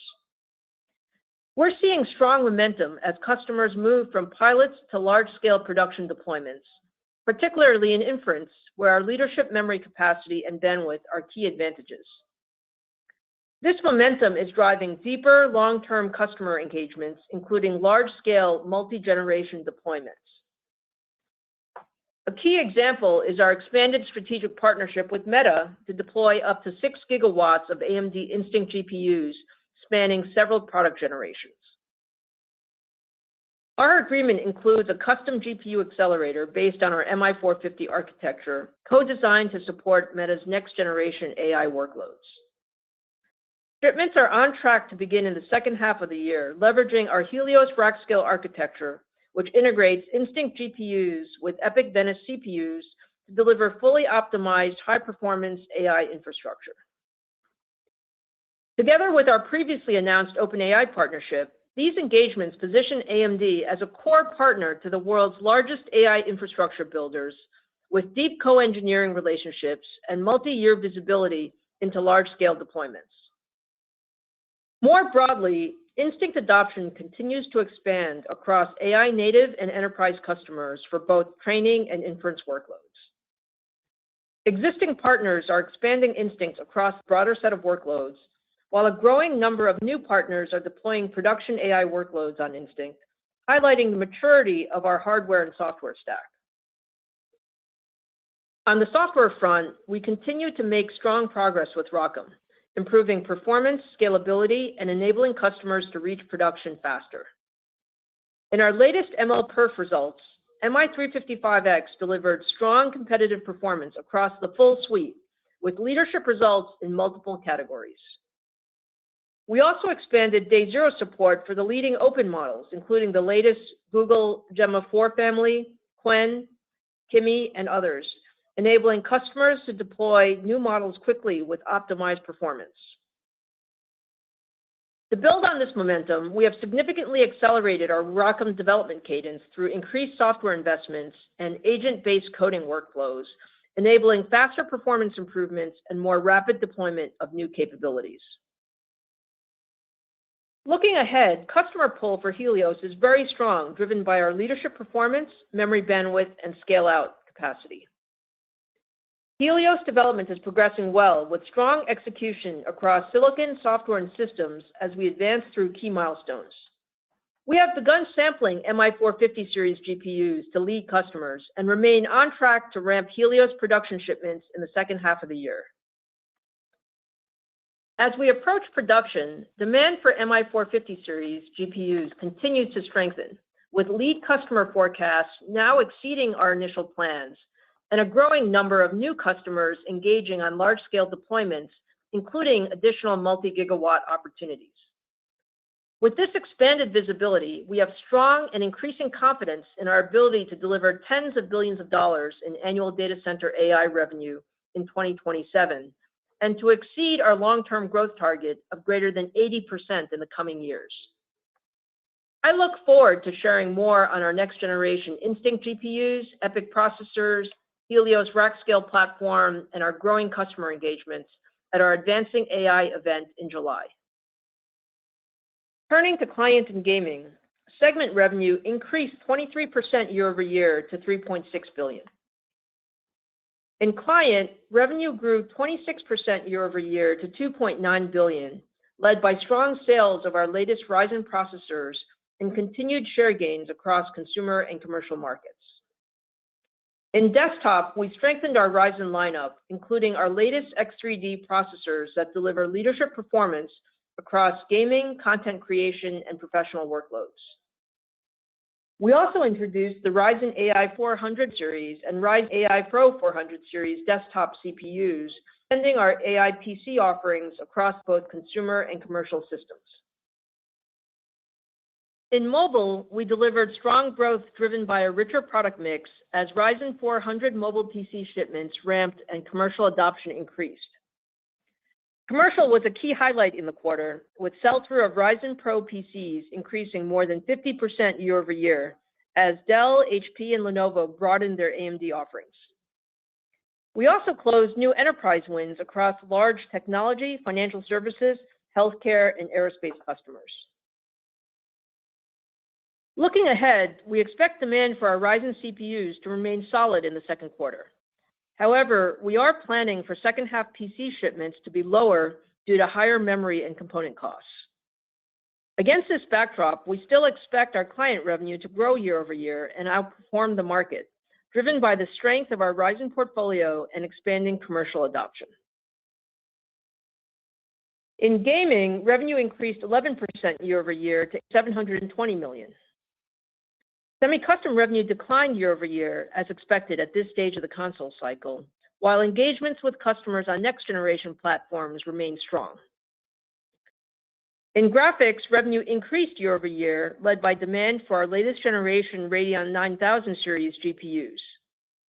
We also strengthened our Radeon portfolio with updates to our FSR software that improved performance and visual quality across a broad set of gaming workloads. Similar to the PC market, we believe that second half demand in gaming will be impacted by higher memory and component costs, and we are planning the business accordingly. Turning to our embedded segment, revenue increased 6% year over year to $873 million, driven by strength in test, measurement and emulation, aerospace and defense, and communications, as well as increased adoption of our embedded x86 products. Design win momentum grew by a double-digit percentage year over year, with billions of dollars in new wins across markets, reflecting the continued expansion of our embedded business from a primarily FPGA-focused portfolio to a broader set of adaptive embedded x86 and semi-custom solutions, significantly expanding our TAM. Our semi-custom engagements also expanded in the quarter as data center, communications, and other embedded customers leverage our broad IP portfolio and high-performance expertise to build differentiated solutions. In summary, our first quarter results mark a clear step up in our growth trajectory, with accelerating momentum across the business. Our client business continues to outperform the market, driven by Ryzen adoption and share gains, while in embedded, design win momentum and demand are strengthening across our expanded adaptive and x86 portfolio. At the same time, our data center business is inflecting, with strong demand for both EPYC and Instinct products driving significant growth. While we are still in the early stages of the AI infrastructure cycle, the pace and scale of deployments we are seeing today reinforce both the magnitude and durability of the opportunity ahead. As inferencing and agentic AI deployments scale, they are fundamentally increasing compute requirements, driving both larger scale accelerator deployments and significantly more CPU compute. AMD is uniquely positioned to lead in this next phase of AI, with leadership products across high-performance server CPUs and AI accelerators, and the ability to optimize them together as fully integrated rack scale solutions. We have a world-class supply chain and are making significant investments to expand capacity and execute at scale. With the momentum we are seeing across the business and the expanding market opportunity, we see a clear path to exceed our long-term financial targets, including delivering more than $20 in EPS over the strategic time frame. Now I will turn the call over to Jean to provide additional color on our first quarter results. Jean? Thank you, Lisa, and good afternoon, everyone. I'll start with a review of our first quarter financial results and then provide our current outlook for the second quarter of fiscal 2026. We are pleased with our outstanding first quarter results, delivering accelerated revenue growth and earnings expansion driven by strong execution and operating leverage. First quarter revenue was $10.3 billion, exceeding the high end of our guidance, growing 38% year-over-year, driven by strong growth in the data center and the client and gaming segments, and the return to growth in the embedded segment. Revenue was flat sequentially, with the continued growth in the data center segment, offset by seasonality in the client and the gaming segment and the embedded segment. Gross margin was 55%, up 170 basis points versus a year ago, driven by a favorable product mix, including a higher data center revenue contribution. Operating expenses were $3.1 billion, an increase of 42% year-over-year, as we continue to invest in R&D to support our AI roadmap and the long-term growth opportunities and go-to-market activities. As the business scales, operating income grew faster than top-line revenue. Operating income was $2.5 billion, representing a 25% operating margin. Taxes, interest, and other resulting in a net expense of approximately $275 million. For the quarter, diluted earnings per share was $1.37, up 43% year-over-year, underscoring the significant operating leverage in our model as we scale. Now turning to our reportable segment, starting with the data center segment. Revenue was a record $5.8 billion, up 57% year-over-year and 7% sequentially, driven by strong demand for EPYC processors and the continued ramp of Instinct GPUs. Data center segment operating income was $1.6 billion, or 28% of revenue, compared to $932 million, or 25% a year ago. Client and gaming segment revenue was $3.6 billion, up 23% year-over-year. On a sequential basis, revenue was down 9%, consistent with seasonality. The client business revenue was $2.9 billion, up 26% year-over-year, driven by strong demand for our latest Ryzen processors, favorable product mix, and continued share gains across consumer and commercial markets. Sequentially, client revenue was down 7% due to seasonality. The gaming business revenue was $720 million, up 11% year-over-year, primarily driven by higher demand for Radeon GPUs, partially offset by lower semi-custom revenue. Sequentially, gaming revenue was down 15%, consistent with our expectations.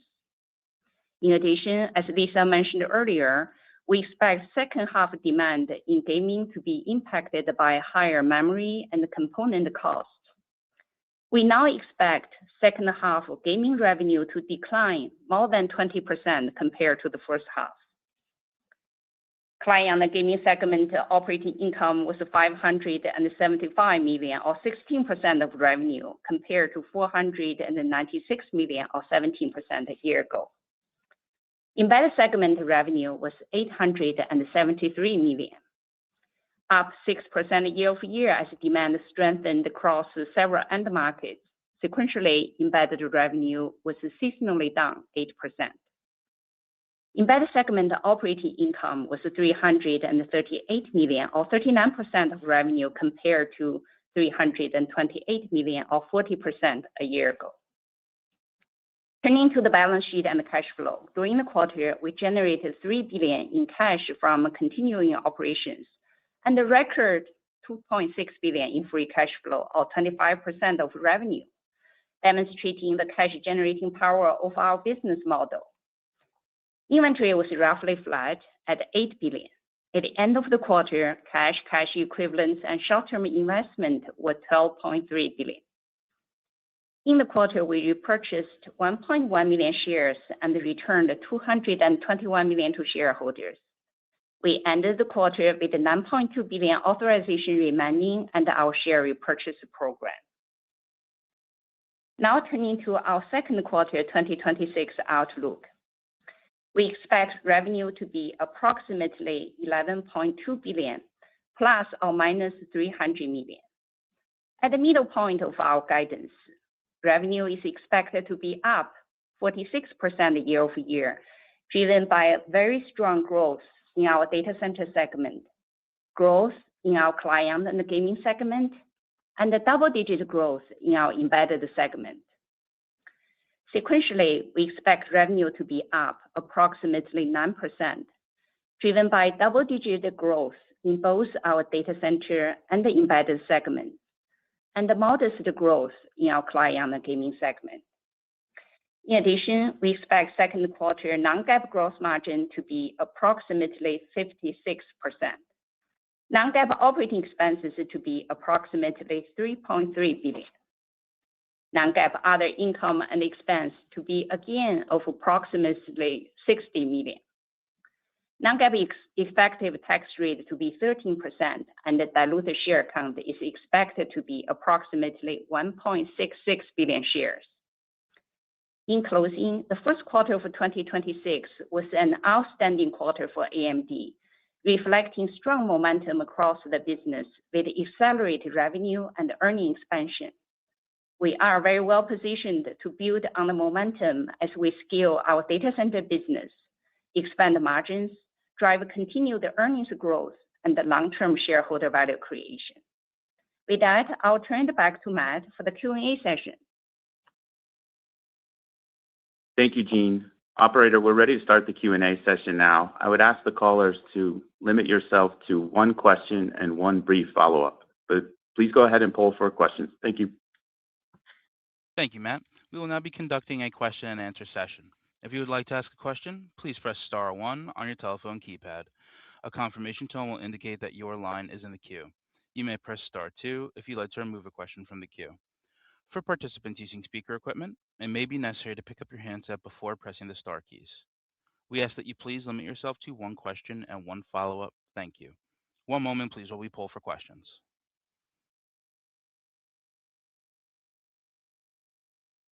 And the first question comes from the line of Joshua Buchalter with TD Cowen. Please proceed with your question. Hey guys, congrats on the results and thanks for taking my question. Actually going to start with CPUs, which hasn't happened in a bit. It hasn't been that long since you announced the $60 billion server CPU TAM for 2030 at the Analyst Day, and it's very quickly doubled. Agentic AI has obviously gotten a lot of attention in recent months, but would be helpful to hear your thoughts on how this TAM is inflecting and changing so meaningfully in such a short amount of time. And maybe you could also speak to your confidence in hitting that greater than 50% share target from the Analyst Day, as your x86 competitor seems to be improving its supply, and also there seems to be more momentum on the merchant and custom ARM CPU side. Thank you. Yeah, sure, Josh. Thanks for the question. So, first of all, back to when we think about CPU TAM, I mean, we've always said that CPUs are a very critical part of data center infrastructure, and that's been where we've invested. And we saw the first signs of, let's call it AI demand, really pulling CPU demand, last year, and that was, the reason we updated the TAM to, let's call it the 18% CAGR, or approximately $60 billion. And what we've seen is, all of the things that we believed in terms of, agentic AI and inferencing and all the CPU compute that is required, is just happening, and it's happening at a much faster pace. So, over the last, let's call it the last few months, as we've talked to our customers and we've seen how AI adoption is really unfolding, we're seeing a significant more CPU demand from really every major cloud provider, as well as enterprise customers. And that the way that comes across is, as AI adoption scales, you need more inferencing. As inferencing scales, and you have more agents and agentic AI. They all require CPUs for all of the orchestration and the data processing and these other tasks. So with that, we've looked at it both bottoms up, in terms of talking to customers and having them give us longer term forecasts, as well as just doing some clear workload analysis. And it's a very exciting TAM. I think it's exciting to see CPUs growing greater than 35% to over $120 billion. And then when you think about AMD in the context of that, CPUs are critical for so many tasks that you are seeing a lot more discussion about CPUs in the market. But we actually view it in three categories, right? There's general purpose compute.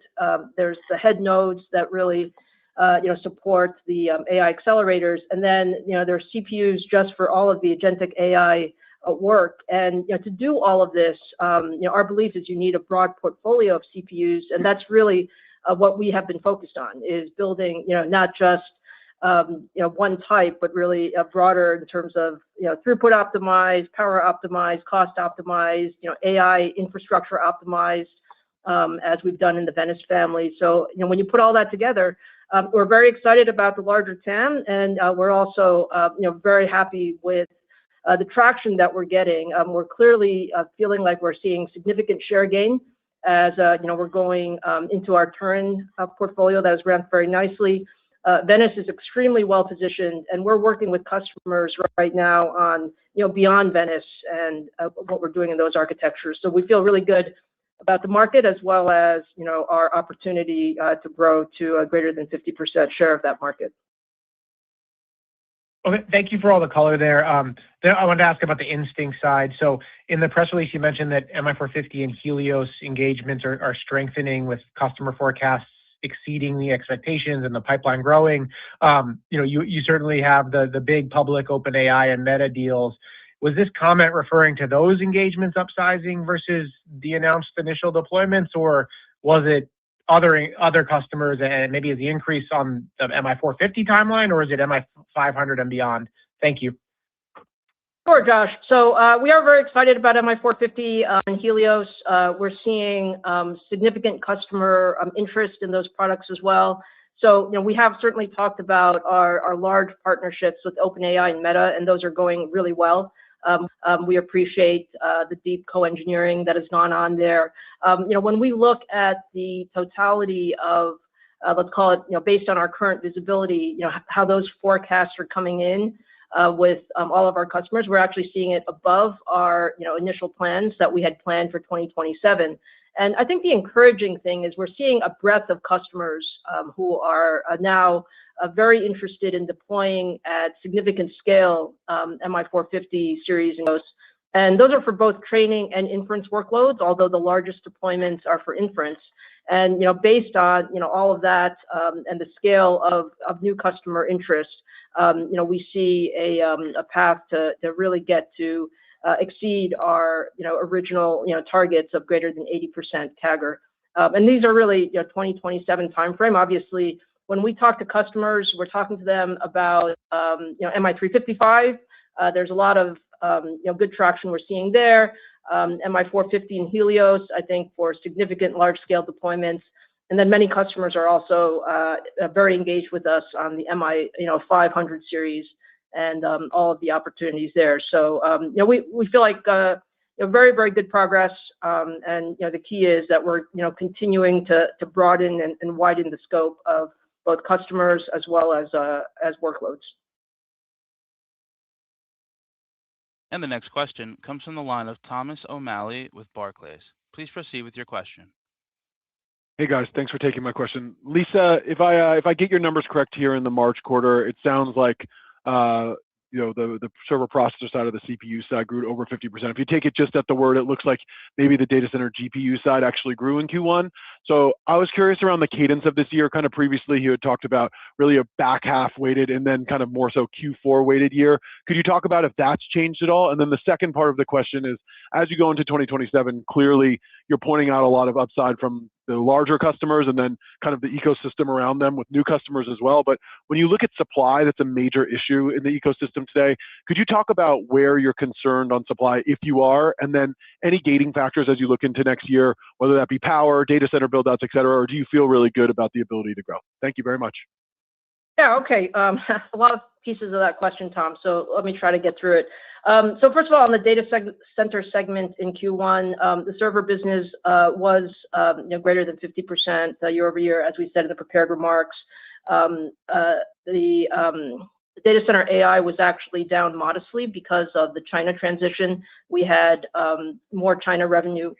Sequentially, more China revenue in Q4, and it was less in Q1. But as we go forward, I think we see strong growth in both segments. So we guided data center Q2 up sequentially double digits, and that's double digits in both server as well as data center AI.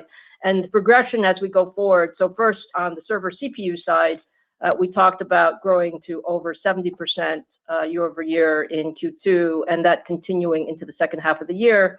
And on the data center AI side, we will be ramping Helios in the second half of the year. So let's call it starting with initial volume in Q3, with a significant ramp in Q4, and then continuing to ramp in Q1.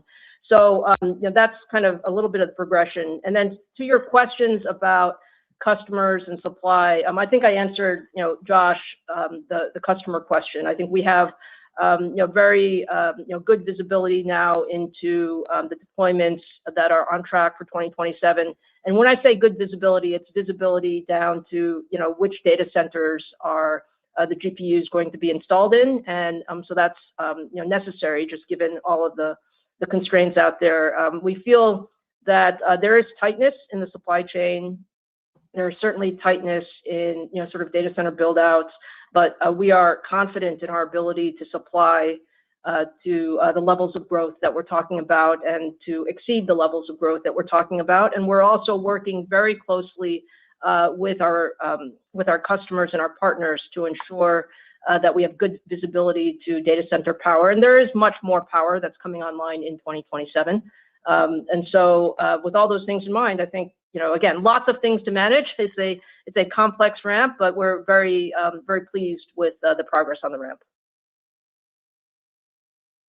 All right, Tom, I think you shotgunned approached the multiple questions there. So operator, maybe we can go on to the next caller, please. Thank you. Thank you. The next question comes from the line of Ross Seymour with Deutsche Bank. Please proceed with your question. Hi, thanks for letting me ask a couple questions. The first one is just on the EPYC competition. Lisa, you went through some of the statistics of you versus x86 and you versus ARM, but I wanted to dive a little bit deeper into that.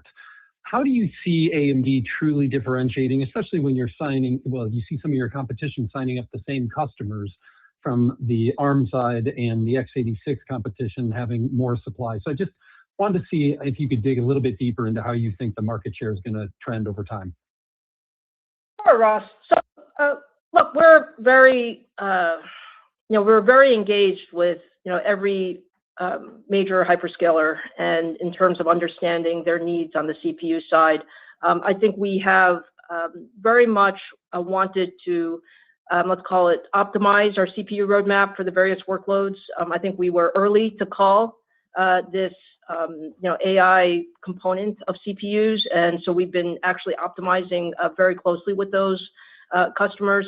The way to think about this, Ross, is that you're going to need a broad portfolio of CPUs. Like, not all CPUs are the same. Frankly, you're going to need different CPUs for whether you're talking about general purpose operations, or you're talking about head nodes, or you're talking about agentic AI tasks. They're going to be optimized differently.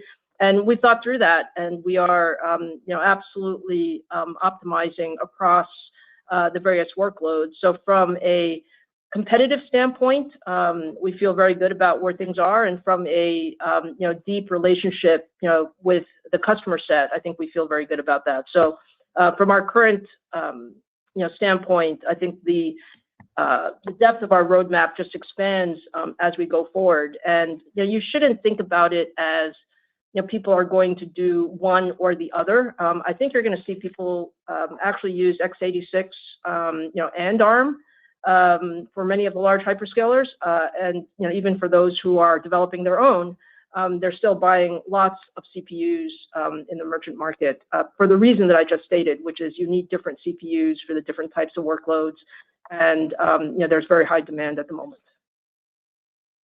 Thanks for that. I guess for my follow-up, maybe more for Jean on the gross margin side of things. It's nice to see the gross margin popping up in the second quarter guide, but I just wanted to get some trends longer term, maybe not specific numbers, but how should we think about when Helios and the Instinct side really ramps in the fourth quarter and more so next year? I could see some offsets with that carrying a below corporate average gross margin, but then everything that Lisa talked about with the EPYC side of things being significantly stronger might be more of an offset than it was in the past. So just walk us through the puts and takes of that and maybe directionally where you think gross margin goes over the next year or two. Yeah, Ross, thanks for the question. We are very pleased with how our gross margin is trending. It came in really strong in Q1. And also, as you mentioned, we guided the Q2 higher at the 56%. I think as we think about the second half, quarter over quarter, as you know, there are some puts and takes, right? I would just say from a tailwind perspective, we actually have multiple tailwinds really are going to help our gross margin. First is the server CPU. Lisa talked about the server CPU expected to grow more than 70% in Q2 and continue to be really strong in second half. That really helps our gross margin. Secondly, in the second half, gaming actually is going to come down, and our client business actually continue to go up the stack. So from client gaming segment, the gross margin actually is going to be also very helpful. Embedded actually is very accretive to our gross margin. Its momentum actually is continuing in the second half. So we're really pleased with all the tailwinds we have. On the other side, MI450 will start ramp in Q3 and ramp significantly in Q4. That is below corporate average. So that will have different puts and takes in Q4 in the gross margin side. But when we sit here, when we look at all the positive trends we have to really offset some of the gross margin dilution from MI450 side, we actually feel really good about the setup of the gross margin for 2026. And into next year, I think some of the tailwinds I talk about that will actually continue. That's why we feel confident about continue to drive the gross margin. We actually, during our financial analyst day, we outlined a long-term gross margin in the range of 55 to 58%. We think for the first year, we're making good progress there. And the next question comes from the line of Timothy Arcuri with UBS. Please proceed with your question.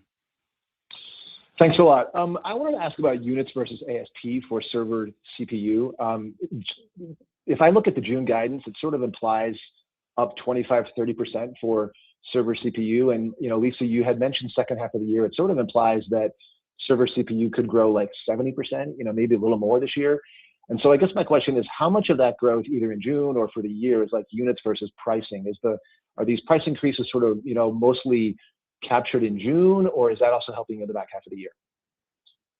Yeah, Tim, the way I would say it is, maybe let me bring you back to Q1 for a moment. So if you look at our significant growth in the server business, it was actually, although we were up on a year-over-year basis for both ASPs and units, it was actually much more unit driven. So we are shipping more CPUs, across not just the high-end, Turin family, but we're actually shipping a lot of Genoas, sort of the Zen 4 family as well. As we go forward for Q2 and into the second half, we are, guiding for a significant amount of growth. I think there's a little bit of ASP in there, but the way we're thinking about pricing, to be fair, is we are in a range where the supply chain is tight, and so there are some inflationary pressures. Costs have gone up a bit, And we are, sharing some of that with our customers. But we are also being very thoughtful in, look, this is, we're playing out for the long term, and that means that we are our goal is to ship more units and a lot more units. And so from that standpoint, you should imagine that the majority of the growth is unit driven, and the ASPs are just really to help cover some of the inflationary pressures. And just to add what Lisa said, our ASP is increasing because of the mix, where actually each new generation, the call counts, those are increasing. That actually drives the ASP up. Thanks a lot for that. And then I guess, Lisa, also, so there's a lot of new architectures that are being used from, multi-tenancy all the way to low latency. And, your competitor has talked about the low latency part of the market being, 20% plus, and they, of course, added to their portfolio there. Can you talk about how you see that part of the market? I mean, obviously, you have enough business right now. You don't need to worry about that probably for now. But can you talk about that? Thanks. Yeah, sure. So look, I think what we're seeing is what we expected, in the sense that, as you go, as the AI adoption continues, and the volumes, continue to go up, and the overall market goes up, you are going to see, let's call it, different compute architectures being used, because you want to get more cost optimization from that. So we expect that, even in that situation, obviously the vast majority of the TAM is still going to be, let's call it data center GPUs as the primary accelerator. But you may choose to do optimization around inference, around, low latency, around, certain parts of the stack, whether it's decode versus prefill. I think that's very natural.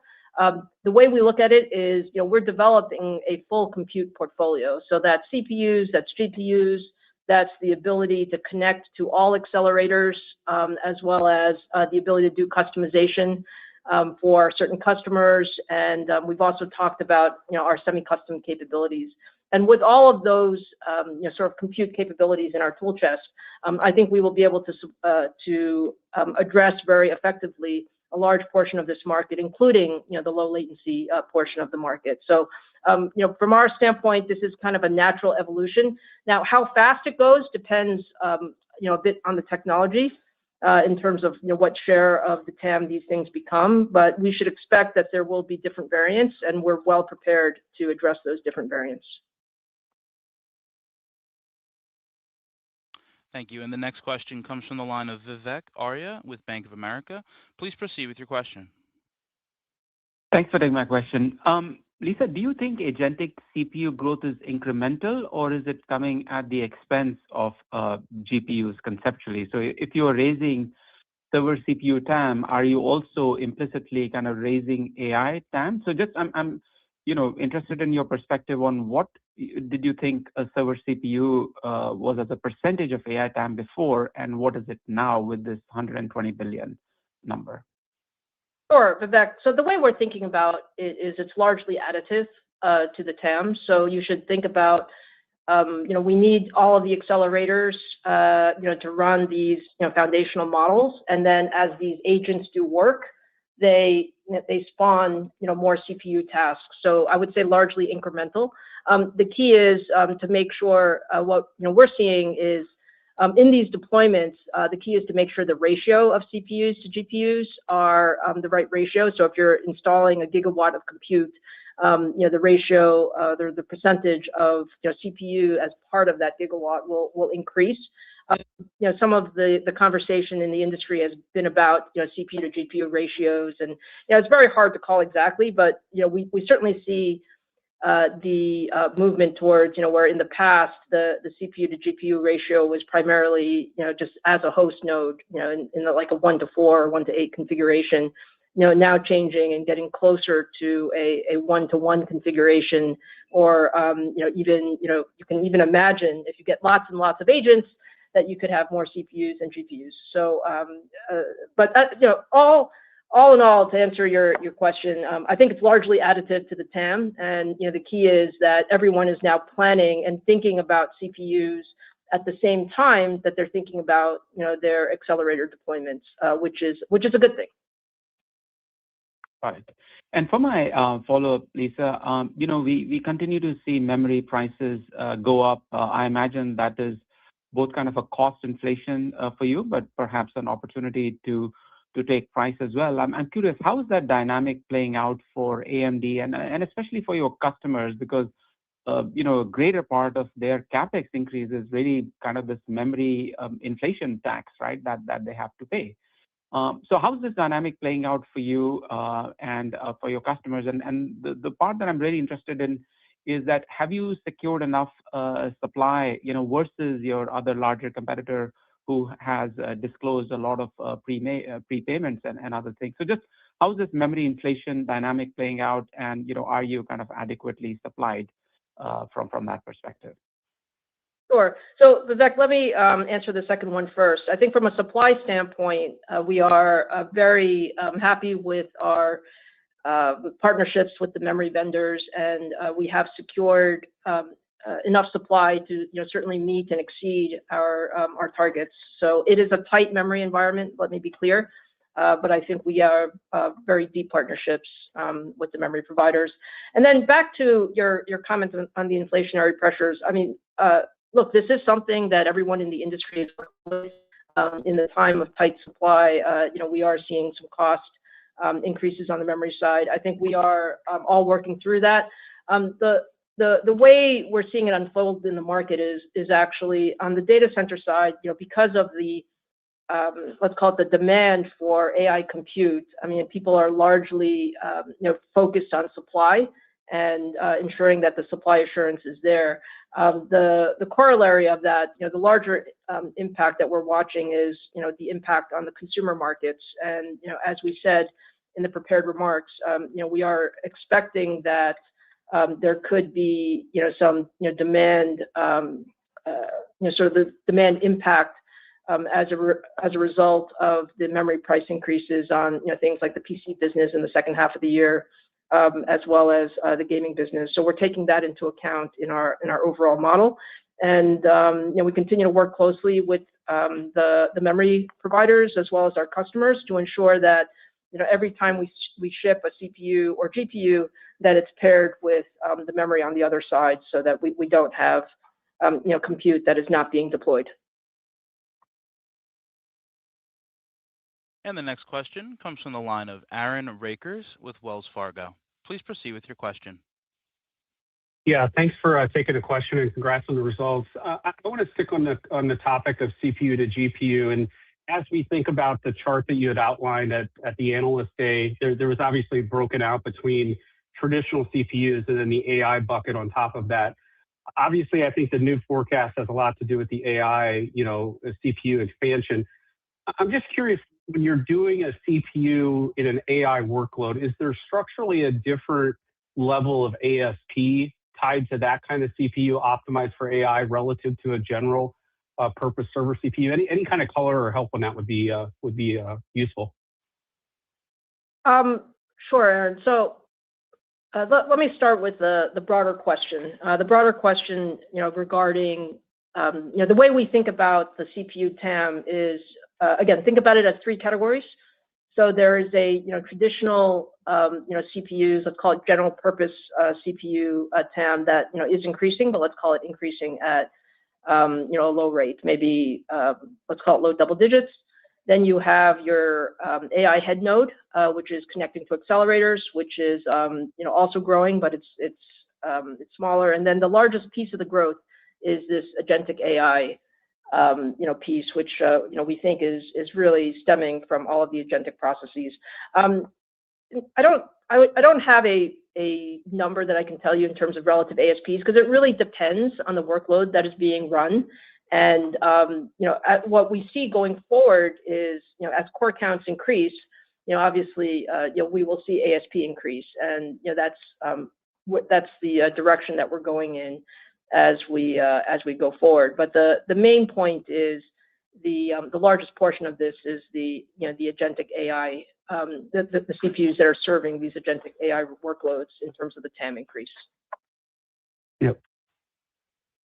And as a quick follow-up, I'm curious, how do you characterize the competitive landscape as we see, some of the ARM introductions in the market? Just curious of your views on the competitive landscape in server CPUs. Thank you. Yeah, Aaron, the best way to think about the server CPU landscape is, again, number one, everyone is talking about CPUs, so that tells you how critical they are for the AI infrastructure, and I think that's a good thing. We feel like we're very well positioned. No question, ARM is good architecture. It has a place in the data center market. We view it as more point products relative to a portfolio where, from an AMD standpoint, we built this broad portfolio of CPUs going forward, which you're going to need for all of these different workloads. And we have, in the Venice timeframe, added an AI optimized CPU with Verano, in addition to our throughput optimized and sort of cost optimized points. So from that standpoint, I think we're very competitive. We're continuing to innovate on architecture. We're continuing to innovate on both advanced packaging as well as all of the architectural pieces. So we feel very well positioned going forward. And the key is the TAM is much, much larger than anybody thought, and so there's a lot of opportunity for different products to be successful in this area. And the next question comes from the line of CJ Muse with Cantor Fitzgerald. Please proceed with your question. Yeah, good afternoon. Thank you for taking the question. I guess first question was hoping to speak a bit more about client for all of calendar 26. You talked about growth, expected growth, but would love to hear your thoughts around seasonality in the second half. And I'm assuming that you are repurposing certain logic tiles from client over to the data center, and would love to kind of better understand what the implications are for ASPs on the client side looking into the second half. Sure. So, CJ, I think the client business has performed really well for us. I think if we look at Q1, it actually was a little bit stronger than what we expected. We are seeing some mix shift in the client business. The mix that we're seeing is the MNC or the notebook business is actually growing, especially the premium portion.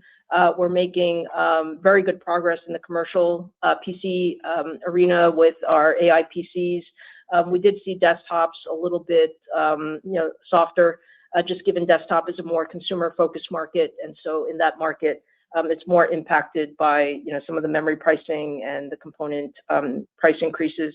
When we look at the full year, our commentary is we are planning for some demand impact in the second half due to the memory pricing. But even in that environment, what we're focused on is ensuring that we continue to make good progress on the commercial business and continuing to focus on the premium segments of the market. So we believe that we will continue to grow on a year-over-year basis for the client business compared to last year. And as it relates to ASPs, again, it's a little bit of puts and takes between notebook and desktop. But overall, I think we're feeling good about our opportunity to outperform the market in client going forward. Did I answer? Very helpful. And that was perfect. Thank you. And then I guess a question on Instinct gross margins. With compute essentially sold out, and obviously you're building a business, so one has to be I guess conservative on that front. But I would think outside of kind of passing through HBM, that given the very tight wafer environment, that this would be a place where you could look to drive your Instinct margins closer to your corporate average. How are you thinking about that? Either today or in the coming 1, 2, 3 years? Hi, CJ. At this stage, we really focus on drive the top line revenue growth on our Instinct family of products. I think on the gross margin side, you're absolutely right. It's really tied to the demand for compute is tremendous. We actually are very strategic how we think about how we work with the customers, and of course, different customers also have different gross margin. I think over time, once we start to ramp our revenue, we'll have a lot of opportunities to improve gross margin, both on the ASP side, but also more importantly on the cost side when we scale our business. Thank you. And the next question comes from the line of Stacy Rasgon with Bernstein Research. Please proceed with your question. Hi, guys. Thanks for taking my questions. For the first one, I just wanted to make sure I have the near-term AI GPU trajectory correct. So I know you said it was down sequentially in Q1 because of China. You had like $390 million of China revenue in there in Q4. Did the AI business in Q1 actually grow sequentially ex-China? Because it doesn't feel like it given the server outlook. And then I look at what's maybe suggested for Q2. Are you thinking GPUs and servers kind of grow similar rates sequentially? Because it would probably put GPUs in Q2 below the overall level we were in Q4, which seems low to me. I'm just trying to tie all that out. Could you help me with that, please? Yeah. So I think, Stacy, appreciate the question. I think if you look at the Q1, we did mention data center AI was down modestly sequentially, primarily due to lower China revenue in the quarter. I think on your second question regarding Q2, you're right. Both data center AI and the server will grow double digit in Q2. Yeah, but you didn't answer my question. In Q1, did it grow sequentially ex the China step down? I guess is what I'm asking. The China for our business in Q1, it's not material. So I think I will repeat what I just said. Is the revenue, China revenue in Q1 is not material. Okay. Okay. So you don't want to answer. You don't want to. Okay. Second question, OpEx. You for spending, but it sort of continues to blow past the targets. You kind of give an OpEx guide and then it blows through it and then you guide higher. So again, I'm not bothered by the spending. I'm just wondering, why is the OpEx been so hard to forecast? And how should we think about OpEx through the rest of the year given the revenue growth? Yeah. Thanks, Stacy, for that question. I think the most important thing is given the tremendous market opportunities we have, we actually are investing aggressively. If you look at the past several quarters, we really leaning in investing, but all the AI investment are driving the revenue momentum. So if you look at the Q1, revenue was 38% up, then Q2 it was we guided 46% up. The investment are driving the revenue momentum. Some of the OpEx increase, of course, it's tied to the revenue. When you look at our beat on the revenue side versus our guidance, we did beat on the revenue side, right? So that impacts a little bit, but also at the same time, we have a lot of customer engagement with our data center AI business. We do continue to make sure we have the resources to support all different customers. Thank you very much. Operator, I think we have time for one more caller on the call. Thank you. Thank you. Our final question comes from the line of Blayne Curtis with Jefferies. Please proceed with your question. Hey, well, thanks for squeezing me in.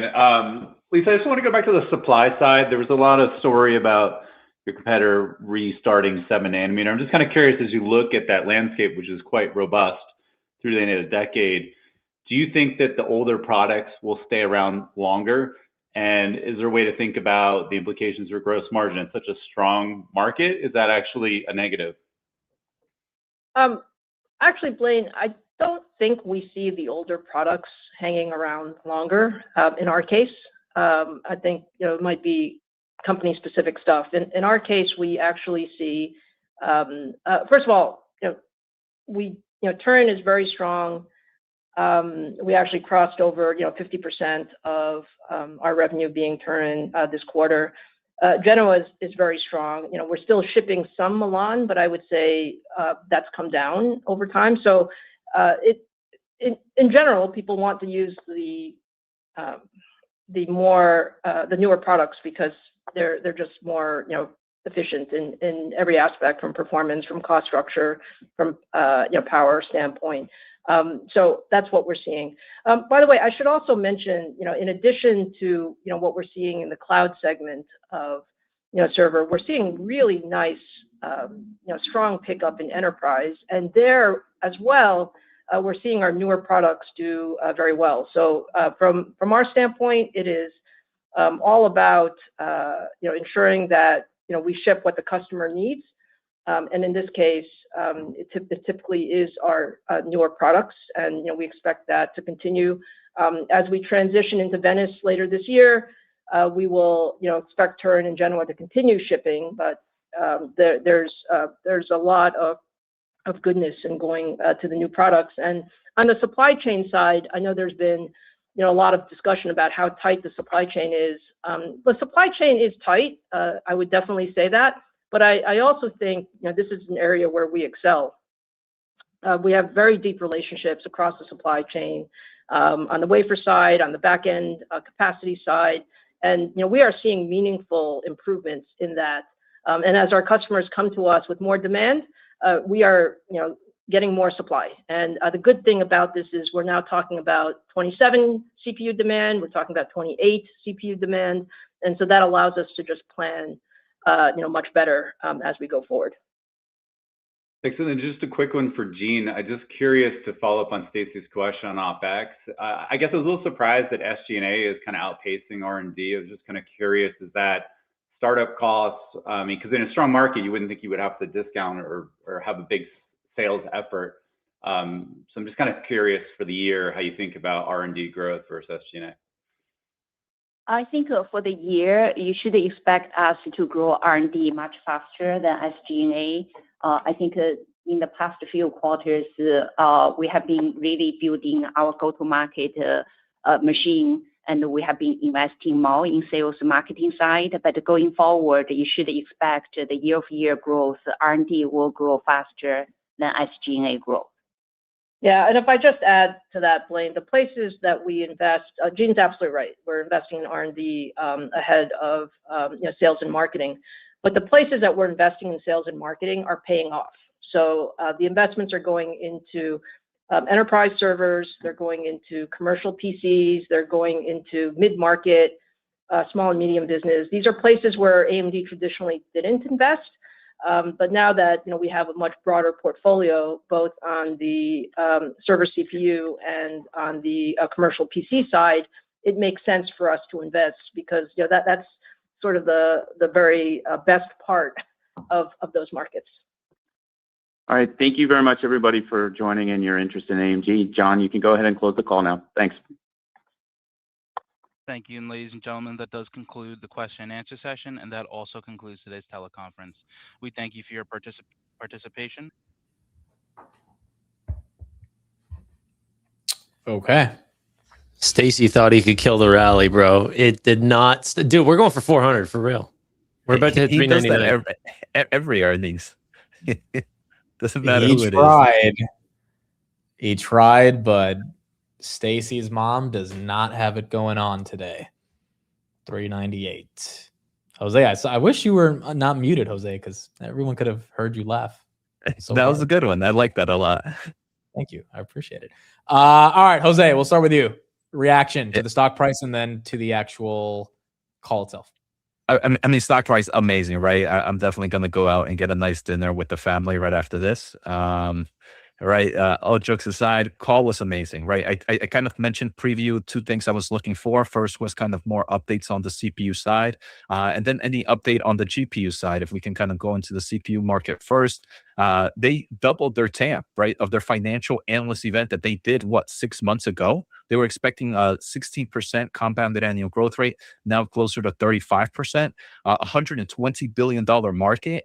And for Lisa to do that, right, this is target compounded annual growth rate for the next 3 to 5 years. For her to do that, I feel like she's very comfortable to kind of give these numbers. And again, still a little sandbagging. So CPU market is here to stay. We heard it from Intel again, but I'm happy that Lisa Su mentioned it, that there is the possibility where the GPU and CPU numbers go to almost a parity, or depending on how AI agents go, it might actually be more CPUs than GPUs. Then following that, she mentioned that this is all accredited. So it's important to know that, because some people get scared when they hear that it means less GPU demand. That's not what it means. It means the same amount of GPU demand, probably even more. It's just that the CPU market is going to go higher. Now, I don't want to take all the talk, so I'll pass it over to Neil or Tanner here, but feel free to bring it back as I do have a lot more. Neil, your reaction? I mean, very good, very good. I said to Jose in private, this is probably one of the first times where Lisa Su is actually very, very confident to talk about specific timelines. Okay, we're not always getting exact numbers like Stacy wants. What about China revenue in Q1? So what about... So I guess you're not going to answer my question? It's crazy because he literally does it every single quarter. Like every single quarter is like, Stacy's on, okay. That question again, bro. Look at this guy. He's really high up on Wall Street. I mean, I was looking through his thing. A lot of the semi analysts are, but I was just looking at his smug face ruining the rally. Amit, throw this up. And I was just getting mad. I was looking at him while the rally was getting killed, and I was like, Stacy, you freaking guy. But this guy's always been not been against, but he's never been excited for AMD. Right, Neil? I don't know. He's always the one asking these types of questions and then trying to say, I got you there. But like even his question about China, I don't know how that was relevant. Like, I mean, it's not even relevant to the thesis anymore, because like Jensen keeps saying time and time again, that market is basically dead to them right now. So right. I don't understand what he wanted to do there, but okay, fine. But going back to what I liked, which most of it I liked, it's the CPU from 60 billion to 120 billion. Okay, client side, because of some higher memory costs, second half of the year, gaming segment and all of that is going to take a little bit of a hit, but all in all, AMD still expects to grow faster than the market. We're still getting that double-digit growth, tens of billions of dollars that they're going to generate. So it seems like she's very, very confident in what AMD has to offer. Probably also because she has the backing of Meta for billions and billions of dollars. So I guess it puts them in a good position. Talking about supply chain and all of that, she's also very confident that their partnerships with whoever is good enough. They're investing enough, so shouldn't be an issue in order for them to reach their huge goals by 2030. So yeah, 400 it is. It needs to reach $600 in order for OpenAI to get paid, right? Or one of the Real quick, so AMD's pushing new highs right now, 298.50. But if you also look, 298.70. ARM is moving a ton after hours, up 6%, and Intel is also up 5%. So the CPU comments were bullish. Yeah, were shared across the board. Everything but Nvidia, you know? Good for me. Tanner, what did you think about Nvidia? I mean, do you think everything was bearish for Nvidia or No, everything was additive. And Nvidia is a CPU company as well. I know people don't want to think of it that way, but they absolutely are. And it's just I share a lot of sentiment with Jose. The CPU comments saying that they're going to see more supply than what the market was initially anticipating, but it's not taking away from GPUs. And it's all just going to be about, if we end up seeing better models, the models end up seeing more use cases, we're going to need more AI infrastructure. The backlogs that we're seeing across Amazon and Google and Microsoft Azure, that cannot come from the GPUs that we already have. A lot of those clouds and neo clouds are at full either 90 or 100% utilization. And so you need more chips. People are realizing that. They're going to all providers. And I do think that the rally's a little strong. Like AMD at 400 is a pretty significant premium. But if the build out persists, it could be worth it. I just think, to have one name at 130, 150 PE, and another one at a 40 PE. It's just that's growing much faster with higher margins. Just surprises me. That's all. Yeah, I definitely, I think for AMD, you're buying for that opportunity to potentially be that next Nvidia kind of thing, right, Tanner? One of the things that I think most investors, if they're looking closely, is the forward PE. Not Lisa Su kind of gave us earnings per share for the next 2 to 5 years of $20, right? So it's like, as long as you believe this $20 is possible, and as long as this AI cycle is possible for the next 3 to 5 years, then you're not paying that crazy price on the next whatever 3-year forward PE ratio. But then it's like that seems crazy, right? When you can kind of pay for Nvidia trading at some of those valuations right now. And I think what we see again here is the market.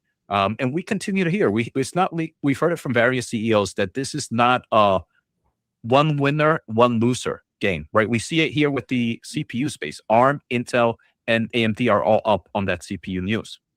And Lisa Su kind of brought it down. She's like, this is not a one or another. It's going to be the same. Like we saw with some people think because more CPU, it means less GPUs.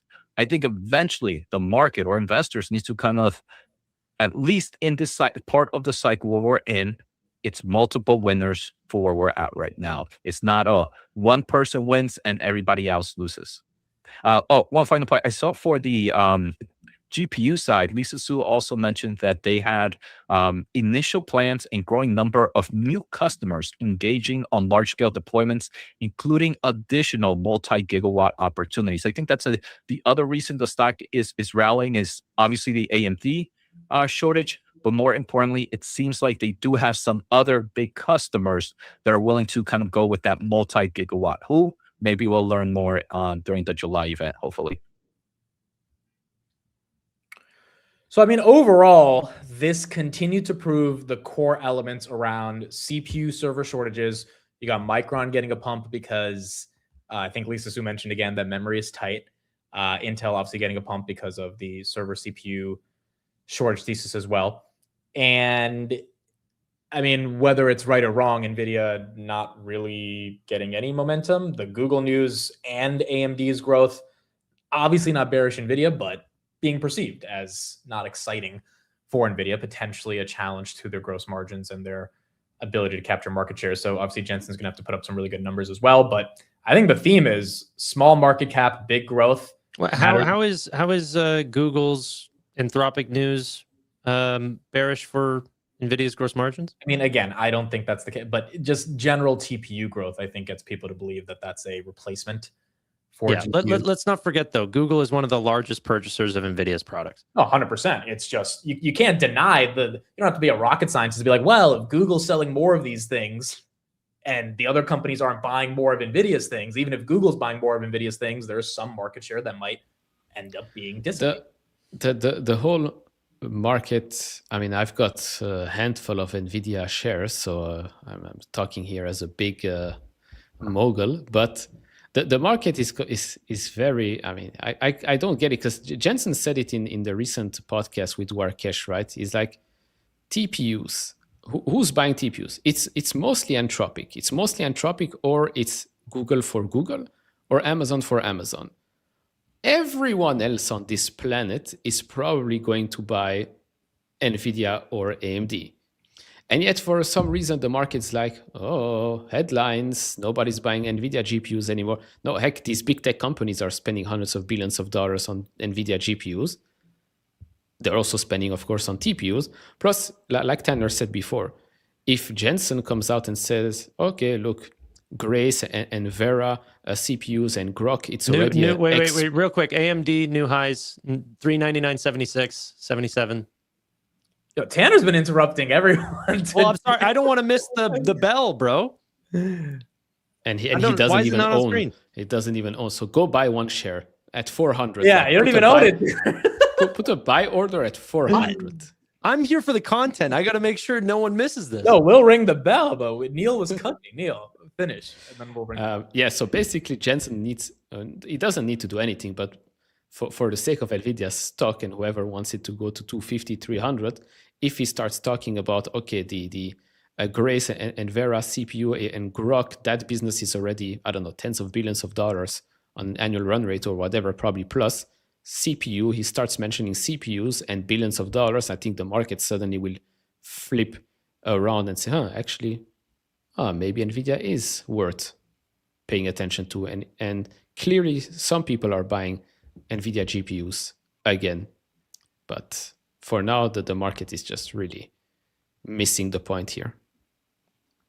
I mean, like Tanner said, go ahead, Tanner, before I go. Go ahead. No, you go ahead. I was going to make some covered call joke about how some people thought they were safe at 400, but you go ahead.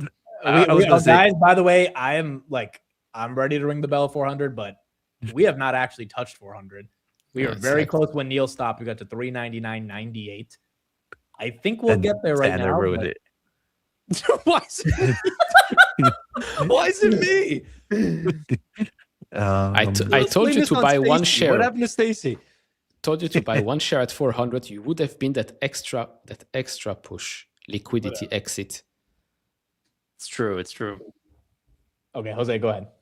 I don't know. I forgot. I was just gonna say Nvidia is still a go. I mean, I like AMD, obviously great position, but Jensen's still going to come out with great numbers. And Nvidia has the NVL 72, the Vera Rubin 72. All those comes with what? GPUs, CPUs, it's the whole structure, right? So I wonder if during the upcoming earnings call, if we start to get questions of like, hey, well, how big is your CPU market, right? It's like more understanding from Nvidia side. But on AMD, strong here, data center, and that's all that matters. One thing that I did like is average selling price. They mentioned it's not the biggest tailwind just yet for their server CPUs. It seems like they really want to take this opportunity to continue to grow market share. And I think that's a smart move on their end to make sure they continue to get more market share, because then that becomes a stickier business in the long term of things. Yeah, I agree. And I also think to your point and to Tanner's point, like, I don't think TPUs are taking away market share from Nvidia. But in this market, it's all about perception, right? Until the earnings change and the perception right now is that Nvidia's losing pricing power or market share to all these other different players. I don't know how else you could explain why everything's rallying besides it. So Jensen once again is going to have to do what he has to do on earnings and prove everybody wrong. But if that's the perception right now, obviously that's going to be how the stock reacts to it. By the way, software is also dumping after hours. Palantir going down even more, ServiceNow going down even more, Salesforce going down even more, all of them down about 1 to 2% after hours. So I think people are just saying, screw it, I'm dumping my software for AMD or for Intel or for ARM or for Micron. Which makes no sense, but again, it's the perception, like you mentioned, right? Okay, so that's the end of the stream. I think we ring the bell regardless. Weeble showing me 399.98. That's sad, bro. I would love to actually have it be a 400 for the ring. I'm sure we'll get there tomorrow. But I don't know how long they're going to make us wait to see those extra 20 cents at this point. And who knows? It could open up and fly past 400. So everyone is saying wait now. I think we see some obviously price target increases tomorrow. So everybody's going to be, just the TAM increase on CPU is enough, but they also increased, I think, their TAM on GPUs. I think they went from 60 to 70. I forget what was the actual numbers, but I think on the GPU side, they also increased their TAM. So a lot of rework on numbers I think are going to happen. All right, everyone's saying don't ring it, so we'll wait till tomorrow if we actually get. Usually we don't even ring it ever for after hours moves, because I don't technically count those as moves. Like when the market opens, you have to see if the price, like even your brokers don't count a 52-week high in the after hours or in the pre-market as an actual 52-week high. So we'll wait till tomorrow if we get 400. Look, overall, it was a good quarter. Stocks loving it, markets loving it. AI infrastructure is the theme. Semis is winning. Software is not. Fintech's not. Nvidia's not. We'll put Nvidia in its own category. And organ transplants are not. Like, this is the market of you are either in AI infrastructure, data center, hardware, memory, photonics, chips, CPUs, or you're not really making meaningful amounts of returns. And that's just how the market is right now. Do you think it flips once an Anthropic and OpenAI goes public and people realize what's inside those businesses? I think eventually Microsoft and Meta will not be spending the capex they're spending. And that's when those businesses at these multiples, people will look back and be like, oh my goodness. Because when Microsoft has an extra couple $100 billion per year, now maybe that takes 4 or 5 years to get there, but it'll be priced in 2 years before, right? But once that is obvious to the street, that free cash flow multiple will look like what are we doing here? How is Meta trading at these levels? Google and Amazon have chip businesses, right? Which is why I think they've outperformed Microsoft and Meta. But I don't know when it flips. I don't know when I don't know when software, I don't know when that easily happens. Just shout out to a comment I just saw there from M1 Bobby. Lisa didn't wake up a loser. That thing had me dying. Yeah, I was just laughing at that. To your point, I listened to the call for the past 2 quarters.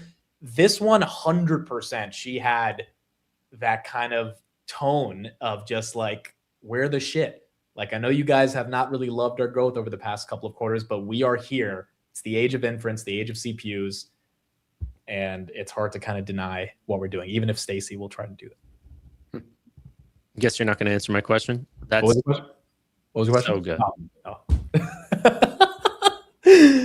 I wonder what his price target is tomorrow on what You did he should have? interview Ryan Cohen. Maybe he will also not answer his question.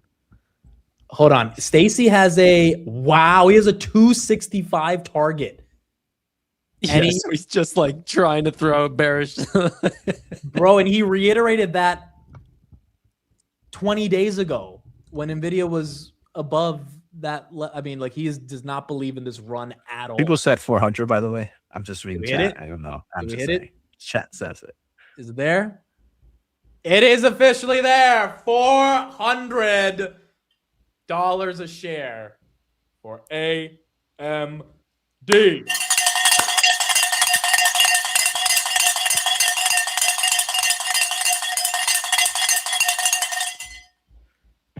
Congratulations, everyone. It's awesome. It's going higher too. 401. It's not stopping. Jose's karaoke just got even more exciting. Yeah. He's going to go on vacation from his vacation. No, back to work soon. What work, bro? What work? You just sit there and collect money. You're making 12% a day. Just relax. Jose will be done with YouTube pretty soon, bro. He's gonna be like, guys, it was a good run, but I can. He's going to change his newsletter to chipshappened.com. Oh God. 402. Well, there That's it is. so funny. There it is. You know, a lot of people were questioning, can Lisa Su pull it off after this run? And she pulled it off. 13.5% after hours, 403. You can't end the stream with just sheer candles rocketing into the sky. We have to sit here till the rally's done. We might be. I don't know if this rally is getting done anytime soon. Yeah, happy Cinco de Mayo. There you go. Jose, are you in Mexico? Is that where you're for vacation? No, St. Kitts right now. Okay, got you. Okay, cool. Thank you everybody for being here. 402, 400 after hours for AMD. Very bullish. The entire semi ecosystem. This bull market continues to be very strong and have the legs behind it in the right sectors. Obviously not a bull market everywhere, but I think that is the big difference from now in 2025 to 2024. Everything went up last year. Everything went up in 2024. This year, you got to be selective. But if you're in the right names, this market has been very, very friendly for you. How are you about to end it? We're hitting new high. We're at 404. We're at 405. I mean, there's nothing I can say, but strap in, brother. It's going to be a while. You know, I got to go eat. You don't have to eat. Jose's like, I got to go count my gains, bro. I don't need to stay here for this. Yeah. No, but tomorrow, I mean, it looks like it could open above 400. And if it does, I mean, this is going to open what? This is up $40 at $50 after hours. So they're going to be opening at a $630 billion market cap. They're 580 right now. I apologize, guys. The screen share is completely up to him. So I have there we go. I will keep this going. Jose, your private chef will cook you your dinner whenever you want. You don't have to be there at a certain time. All right. The Surf and Turf is waiting for you. 406.81. This is real gains, guys. For the people who held it. It's not real gains. Like, Tanner, you're so excited and you don't even have this shit. Yeah, because, well, dude, I still think it's an interesting story. We've got a $600 billion company up 14% in the after hours. Like, that's unbelievable. That is wild. And it's a story on the chips stock or chip stocks. So, well, this is AMD today. I think it's bullish, the AI narrative in general. And the commentary that Lisa Su shared is across the CPU providers, the GPU providers. It's good for the Mag 7 names. It's good for Nvidia. Whether the market wants to believe it or not, it's good for Nvidia. And so, yeah, I'm not mad or anything. I love that retail is making money. I'll have my day. You know? Yeah. It's just not today. Yeah. Also, look, I mean, dude, you were early NVIDIA 2018. I mean, anyone who's that early has nothing to complain about, even if they're not an AMD. It's everyone's winning. Everyone's winning, right? Oh yeah, dude. I'm not worried about it. This is a great day, honestly. The commentary is good, but it looks like the rally. A few moments later. We got to end stream before that happens. Yeah. All right, guys. That is it. Thank you, everybody. Appreciate it. See you guys tomorrow on the market open, and we will keep going from there. Bye, everybody. Have a good one. Clock them.